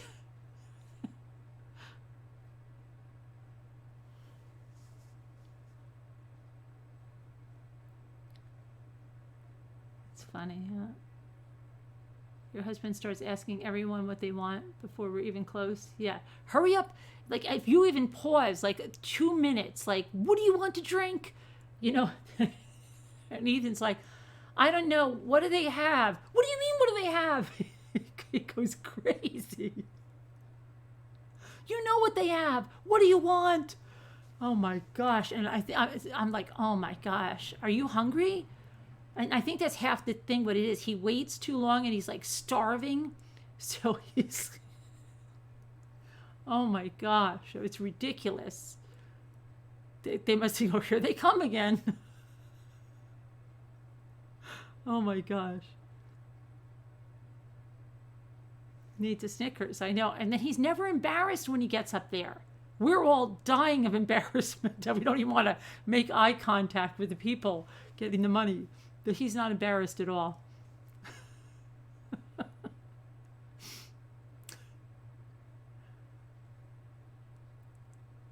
And then if you say something, like if I say, shh, they're looking at you, he'll go like this. I don't care if they're looking at me. And then it's like 4 times as embarrassing. Where did he do that the other day? Oh my gosh, where did he do that the other day? Oh, at the Dollar Tree. At the Dollar Tree. He was making all these jokes, like, and we had to run like fast, and he was making all these jokes. And Jimmy, some of the guys, sometimes they're like stupid bathroom humor jokes that I don't, and he just kept going on, and I was like, shh. Because he was like, I don't know, really, like, and then he's like, I'm like, that lady's looking at you. And he's like, I don't care if she's looking at me. What's wrong? I'm trying to be funny. And then the more the lady kept looking, right, like, this guy, what is wrong? And oh my gosh, it was crazy. And then I said, I have to get away because I was too embarrassed. Your husband used to do that too? It's a man thing, yeah. And the more you tell them that someone is looking, then the more he goes. Your husband has a thing with the drive-thru lady at Taco Bell. He knows her voice and he calls her darling. You went to Farmers Only, had to get a profile, search for Patrick. I needed a screen name. Oh, I doubt it's up anymore, but I wonder... Yeah, Mickey, yeah. Sometimes so courteous he doesn't care about. I'm like, oh my gosh. You're about to walk. You are, Julie, after 23 years? Why? What happened? What did you say? Let me see.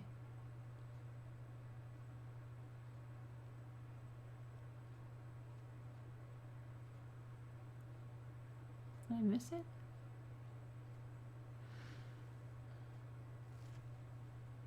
You have to bring up my Facebook. I have stayed away from it after midnight for months. My mother-in-law tracks my bedtime, and I'm 61 years old. I have to find your mother-in-law? How old is your mother-in-law? In her 80s, and she's watching you on Facebook and knows when you're up? You know, you can, I think you can hide yourself from her so she can't see if you're on or not.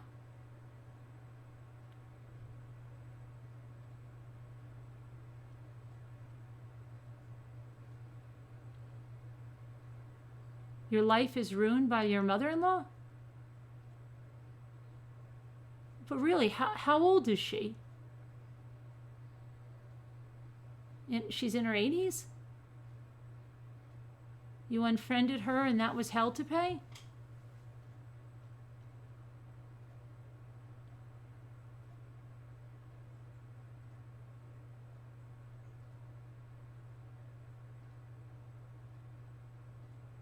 I hate when people say, oh, you were up late on Facebook. But how do they know it's not just that you have your computer open or something? I never close my computers. Who cares? So what? Who cares? But I mean, don't let it bother you, Julie.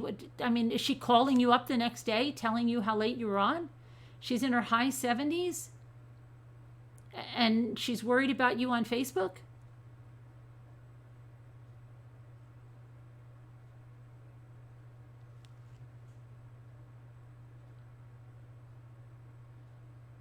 If I'm on Facebook. I think you can hide. Well, you can hide yourself in chat where they can't see that you're there, like to send you a message. You can hide yourself from certain people or hide yourself totally on chat. Like show that you're not there. But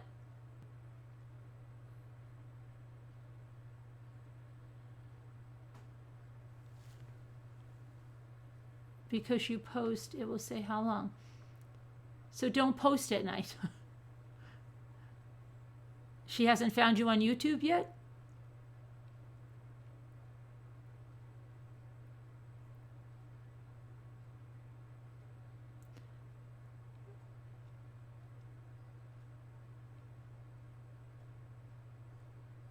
But why would you walk out from your husband? Because he's defending her or something? Or is it just the mother-in-law?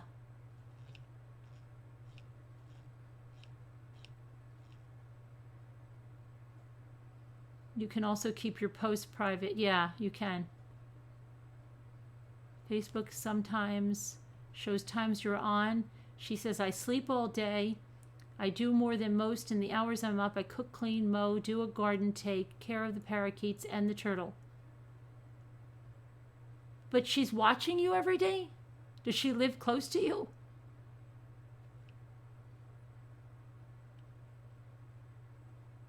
You should just get up really early, like 5, and just post something. I think you could schedule a post. You should schedule some posts during the early morning hours. Seriously. You can schedule posts on Facebook. Oh yeah, I know, Mickey fan. I'm hardly ever on Facebook, and because I leave it open, I think it looks like Julie Grayson on Reddit. There's a mother-in-law community. Oh yeah, you should post in there. Reddit has a lot of great threads. We should start reading some of those threads on funny nights.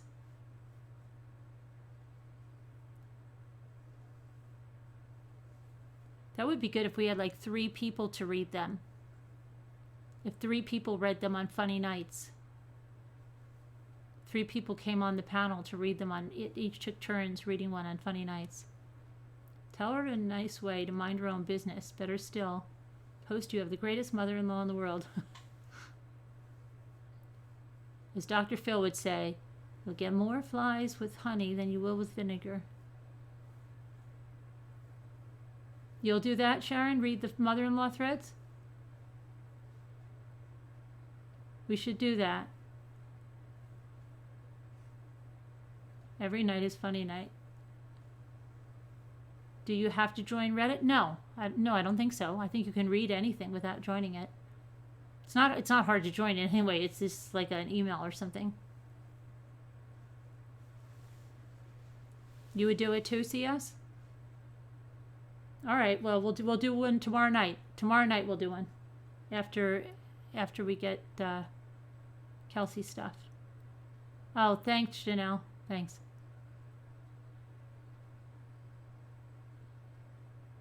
You too, Scooter? Good. That'll be funny. Maybe we'll get a lot of people to participate. That'll be fun. Does it matter what the mother-in-law says, though? Or is she causing trouble with your husband? Well, that's what I asked her. Because why walk out on your husband if it's his mother causing the trouble, unless he's in that trouble?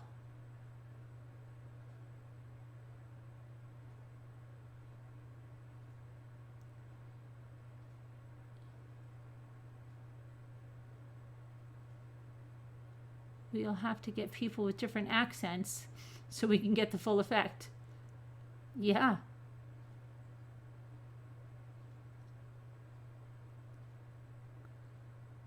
Sell the mother-in-law. That isn't normal or okay to do that. Unbelievable. Maybe he's the one telling her. Can I be stupid and ask what Reddit is? It's like a message board. They have all kinds of funny things, like there's funny threads, there's serious threads. It's just, they have all kinds of things on there. She is the matriarch of a narcissistic family. Oh, okay. She said she unfriended her, Rosa, and it didn't go well. Just tell her you're deactivated. You're deactivating Facebook or something. Well, I'm not going to be on that Facebook anymore.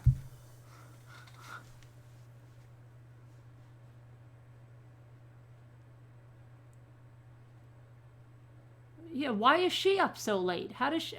Oh, no, she's going by the next day and seeing when she posted. Tell her they're scheduled posts.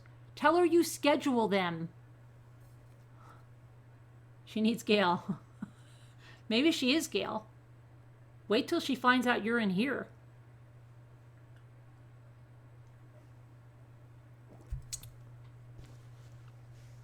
You just joined Reddit?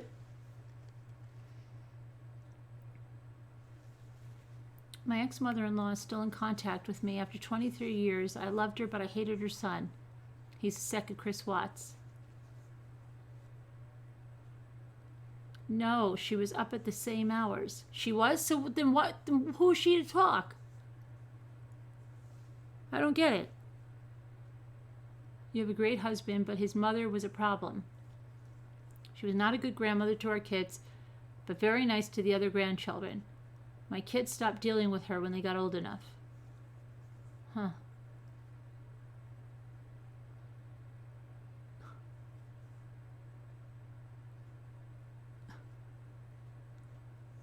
Why don't you just turn it around on her and say, I'm worried about your mother. She's up in all hours of the night. I don't think she's getting enough done during the day, and I think she's sleeping all day.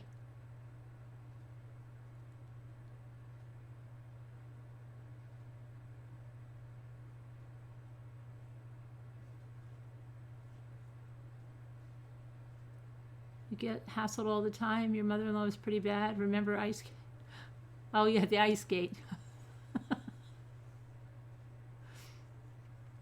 She's probably sleeping all day.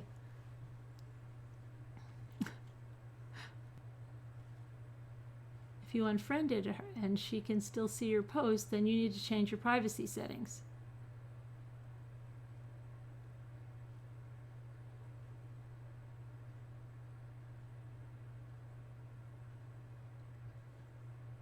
Oh, mama's boy takes her side. So then he says, like, what are you doing up? Why were you up? My mother said you were up all night. Does she live near you, Julie?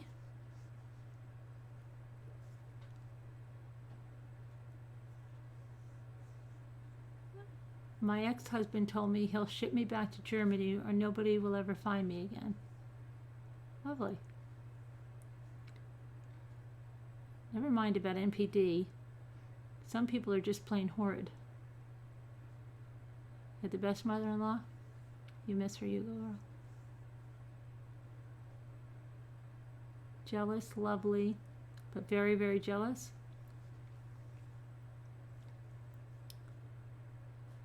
You've actually been told that only drug heads are up all the night, so I must be one.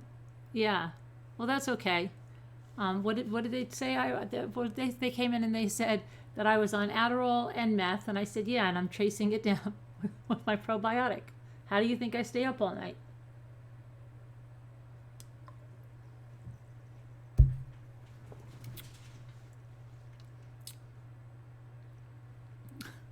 It doesn't bother me. If they think they're bothering me by that, that doesn't bother me at all.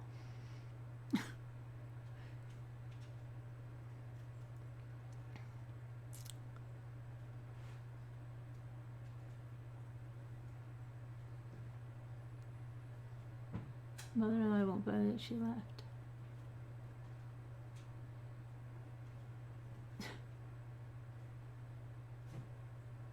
Hi, drug heads.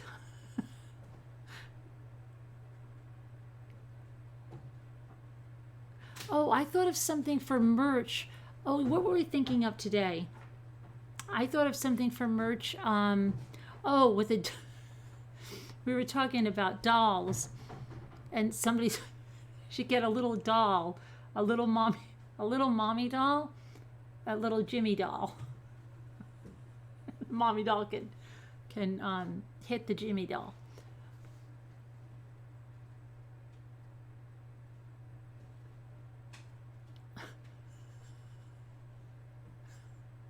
People can act scenes out with them. And a little Luke. the play set. Jimmy, go do the shed. I'm not ready. Go do it. Okay, and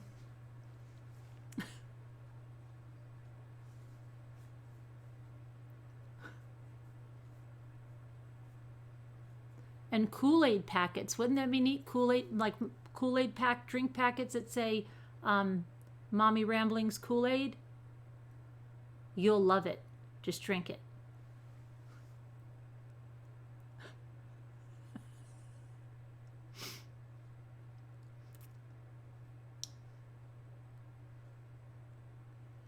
Yeah, we'll get you into it, Rosa. Don't worry about looking at it now. We'll get you on the right thread. And the extra bacon.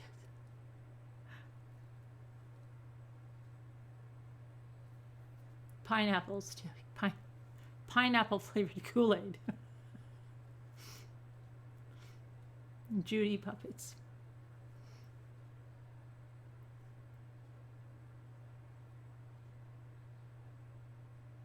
They say they're rambling. and little tiny little pizza that we can serve while we're being bad parents.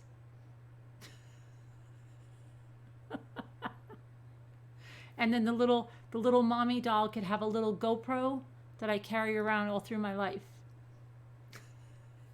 That would be good merch. And if we could get this sweatshirt in a tiny little size to go on the tiny little doll.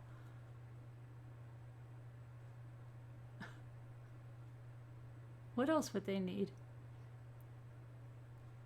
She'd need the sweatshirt. She could hold a pineapple. Jimmy would have a laser and a pitcher of limeade. As keychains, yeah, right? They could be permanently affixed. A pitcher of limeade and a laser, and I can hold a pineapple. And what else can I hold? The ice maker. We could have a little mini refrigerator in the play set. Oh my gosh. Jimmy's touching. That would be the extra play set that you could buy extra, the bridge that Jimmy can stick to. You know the owner of Little Caesars? It has to make noise, so they'll have a little, yeah, you could squeeze it and it'll give it the catchphrase. Like, what is Jimmy? Hey, folks. Sorry, folks. Yeah.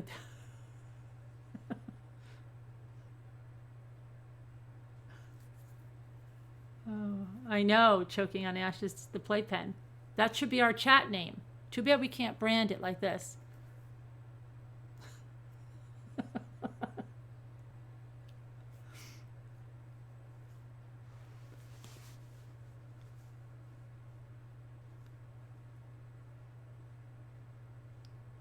Defrosting the fridge, yeah.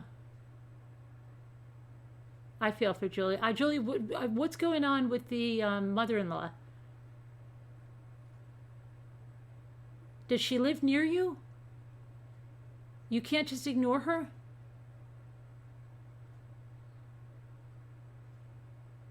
I have catchphrases. Yeah, that would be, so what? Who cares? I don't know. That one and leave Jimmy alone.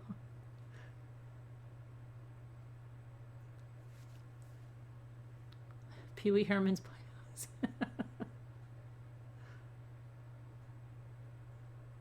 Tiny shopping cart.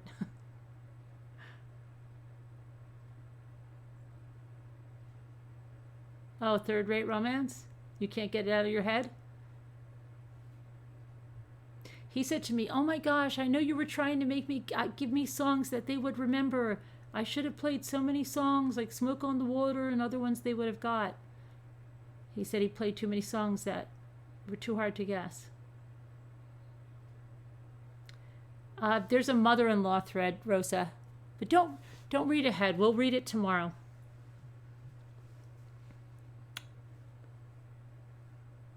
Do you want...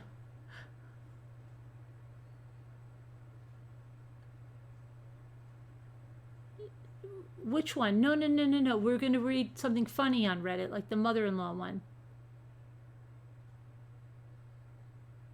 Don't forget us cold ones. Yeah, right? Extra ramblers come separate. Yeah. Then we could get Random Guy Jeff and all the wrenches and all you guys, Carol Lucy, that they say is me, so she'll have to look kind of like me because she is me. And who else is me? A bunch of you are me too, so oh,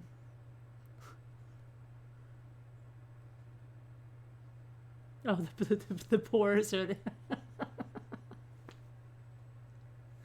oh my gosh. Yeah, it's time to go to sleep, right? We'll wait till 3:33. We're just about there, and then we'll call it a night.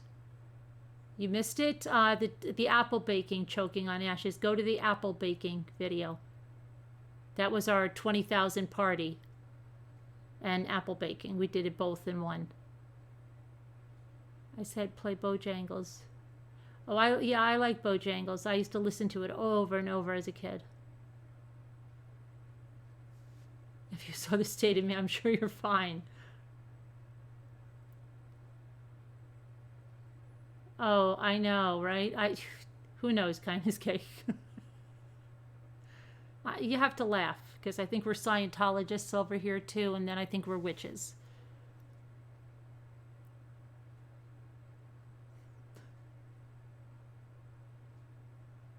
Hope Springs?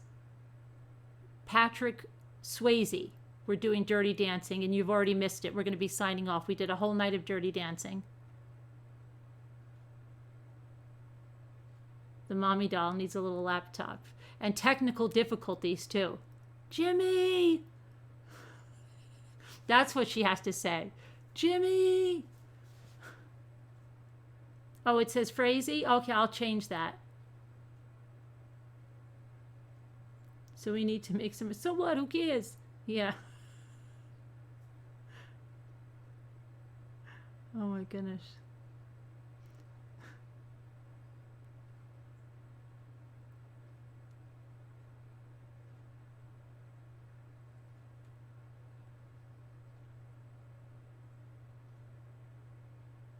The dolls can go to Walmart. Oh, they can bring Dollar Tree hauls too. They could have a couple of Dollar Tree bags and do a little haul. Bojangles. Oh yeah, but Bojangles was in the Chris Watts case too, because it was a chicken place that apparently Chris loved. You're kind of excited about the mother. Yeah, we'll do the mother-in-law thread tomorrow night. So everybody that's going to come on panel, get ready to read from the mother-in-law thread. Well, you don't have to get ready. You just have to get ready to come on.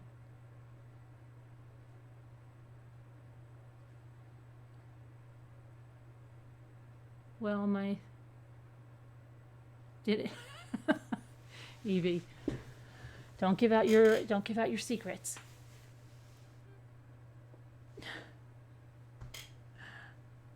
Sent accidentally, Karma. Alrighty. Well, I'm gonna go because I have to. Did we get to 3:33? Is it 3:33? Oh no, we still have. I thought it said 3:33. Oh no, we have 13 minutes. We have 13 more minutes. We're the best damn bunch on YouTube. Love ye all. You laugh, cry, chat, bake, paint, even dig. Love it. Absolutely, Carol Lucy. It's a great bunch. Oh, I thought it was 3. I know, I misread. We have 13 minutes. Or, yeah, 13 minutes. I don't know why you can't find last night's. I took it down for a minute because I had to, well, it was more than a minute because YouTube made me, because I had to block out something that on my face, I had someone's number on my Facebook message and I didn't want that out there, so I blurred it. And it took a while to get it back up, but it's up now. It's up in its, it's up in its entirety. I didn't cut anything out, I just had to blur something. No slacking off, right?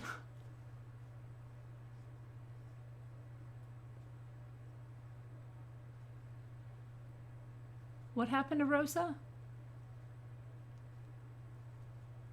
Tell us a long story for 13 minutes? It's up there, Sarah. It's, you know what? It has yellow writing on it. It's the one with yellow writing on it. Yeah, we are doing. We're going to do cookie recipes and stuff. CS, cookie exchanges and stuff. And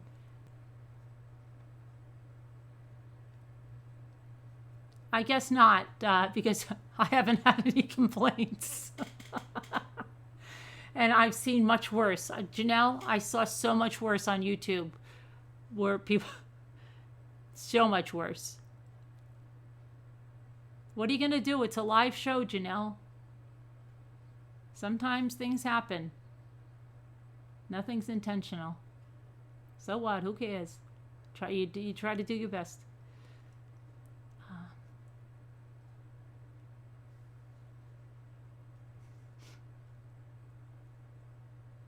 You live 3 blocks from the courthouse, Hope Springs? So have you been going to court? Did you go to court today, Hope Springs?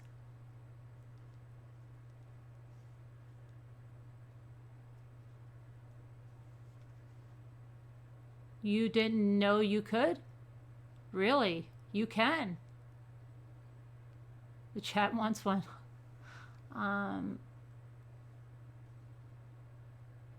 Let me see.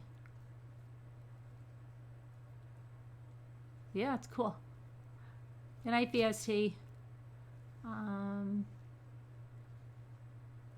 Hey, Jenny. How are you? 10 minutes.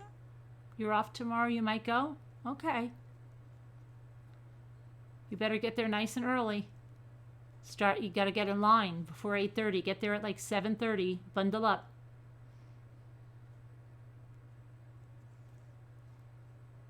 You're tired? Yeah. People are staying at the hotel I work at for the case.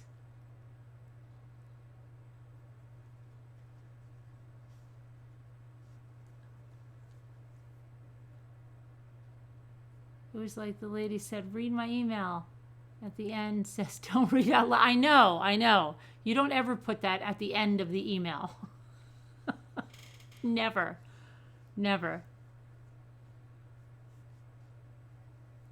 You just finished cleaning the rest of my herbs from my garden. I dry them and give them out as Christmas gifts. Wow, that's great.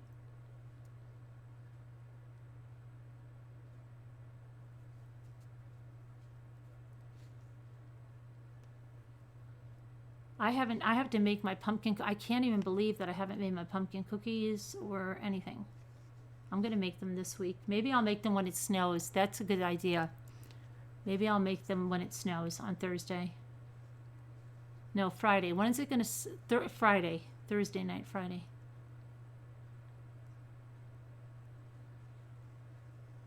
It's only 1:24 there. Yeah, hee. You work now 2 blocks from the courthouse? I thought it was 3. You better get there early in the morning.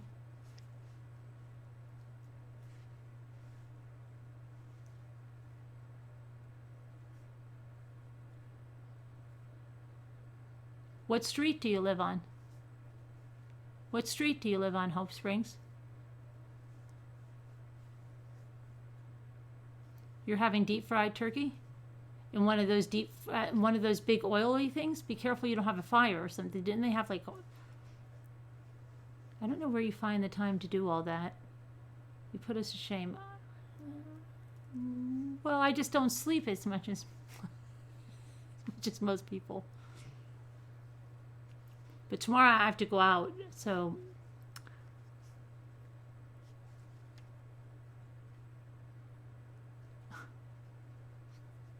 It's that, what am I taking? Adderall and meth. Adderall and meth. But I take the probiotics with it.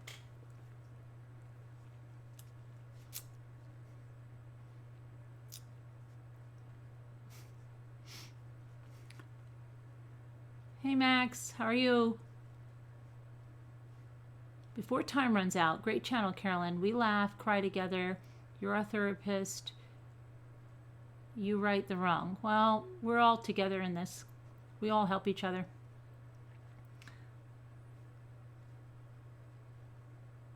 I can't make up my mind. I need to be told. You can't make up your mind about what? Choking on ashes?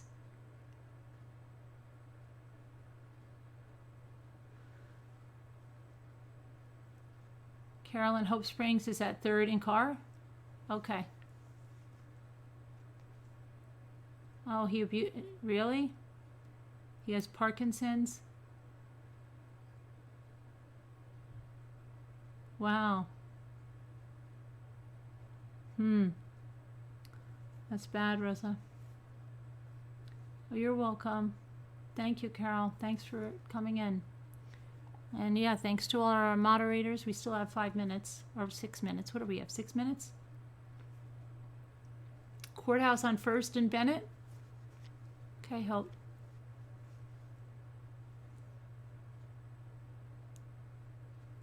Ghost hunting is lots of fun.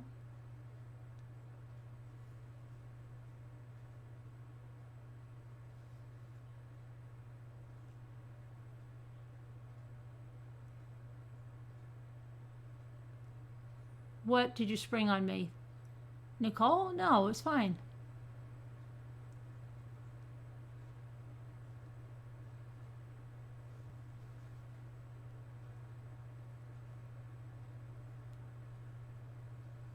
Your parrot pooped on your chest? Oh. Oh, yes, Evelyn. Okay. Oh, I'm so bad, aren't I, Evelyn? My memory. I'm going to do it right after this.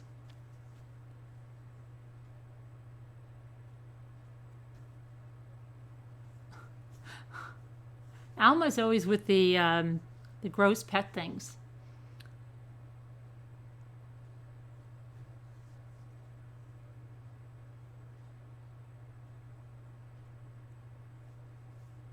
Okay, Evelyn, we're all going to say goodnight in, where are we? 5 minutes, Evelyn.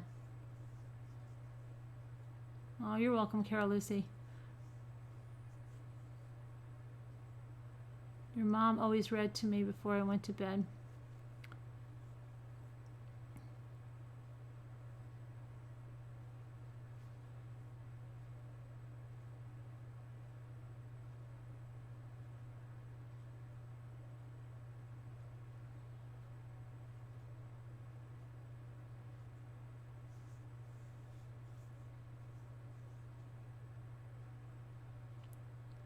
Thoughts and prayers and much love to everyone. Yes, you go all right. Thoughts and prayers, much love all around.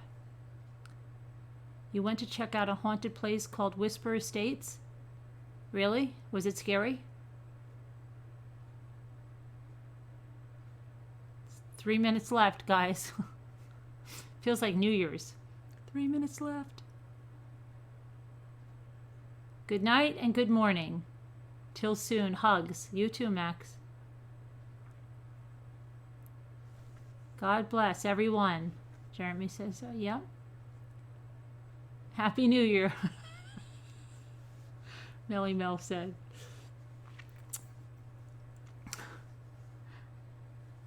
You have time to read Goodnight. Oh, you should. Oh my gosh, Two Scooter. You should just about say that. Where the freak is my thing?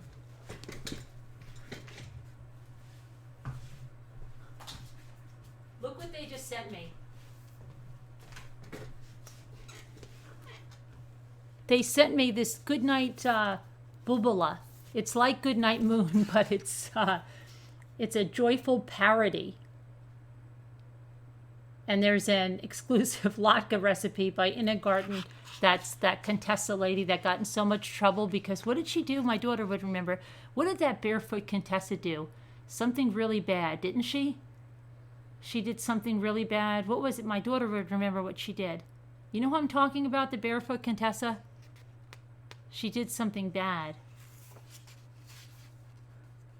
But it's just like in the small blue room, there was a bubala and a little schmata, and then oy vey. It's very funny.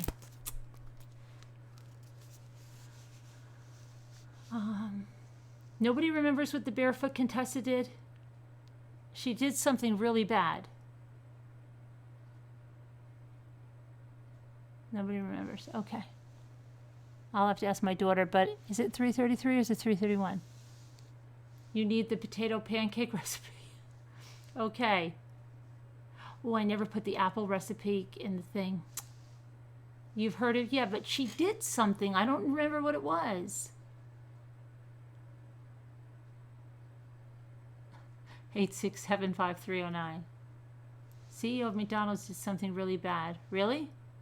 What did he do really bad? Enjoy your birthday, Caroline.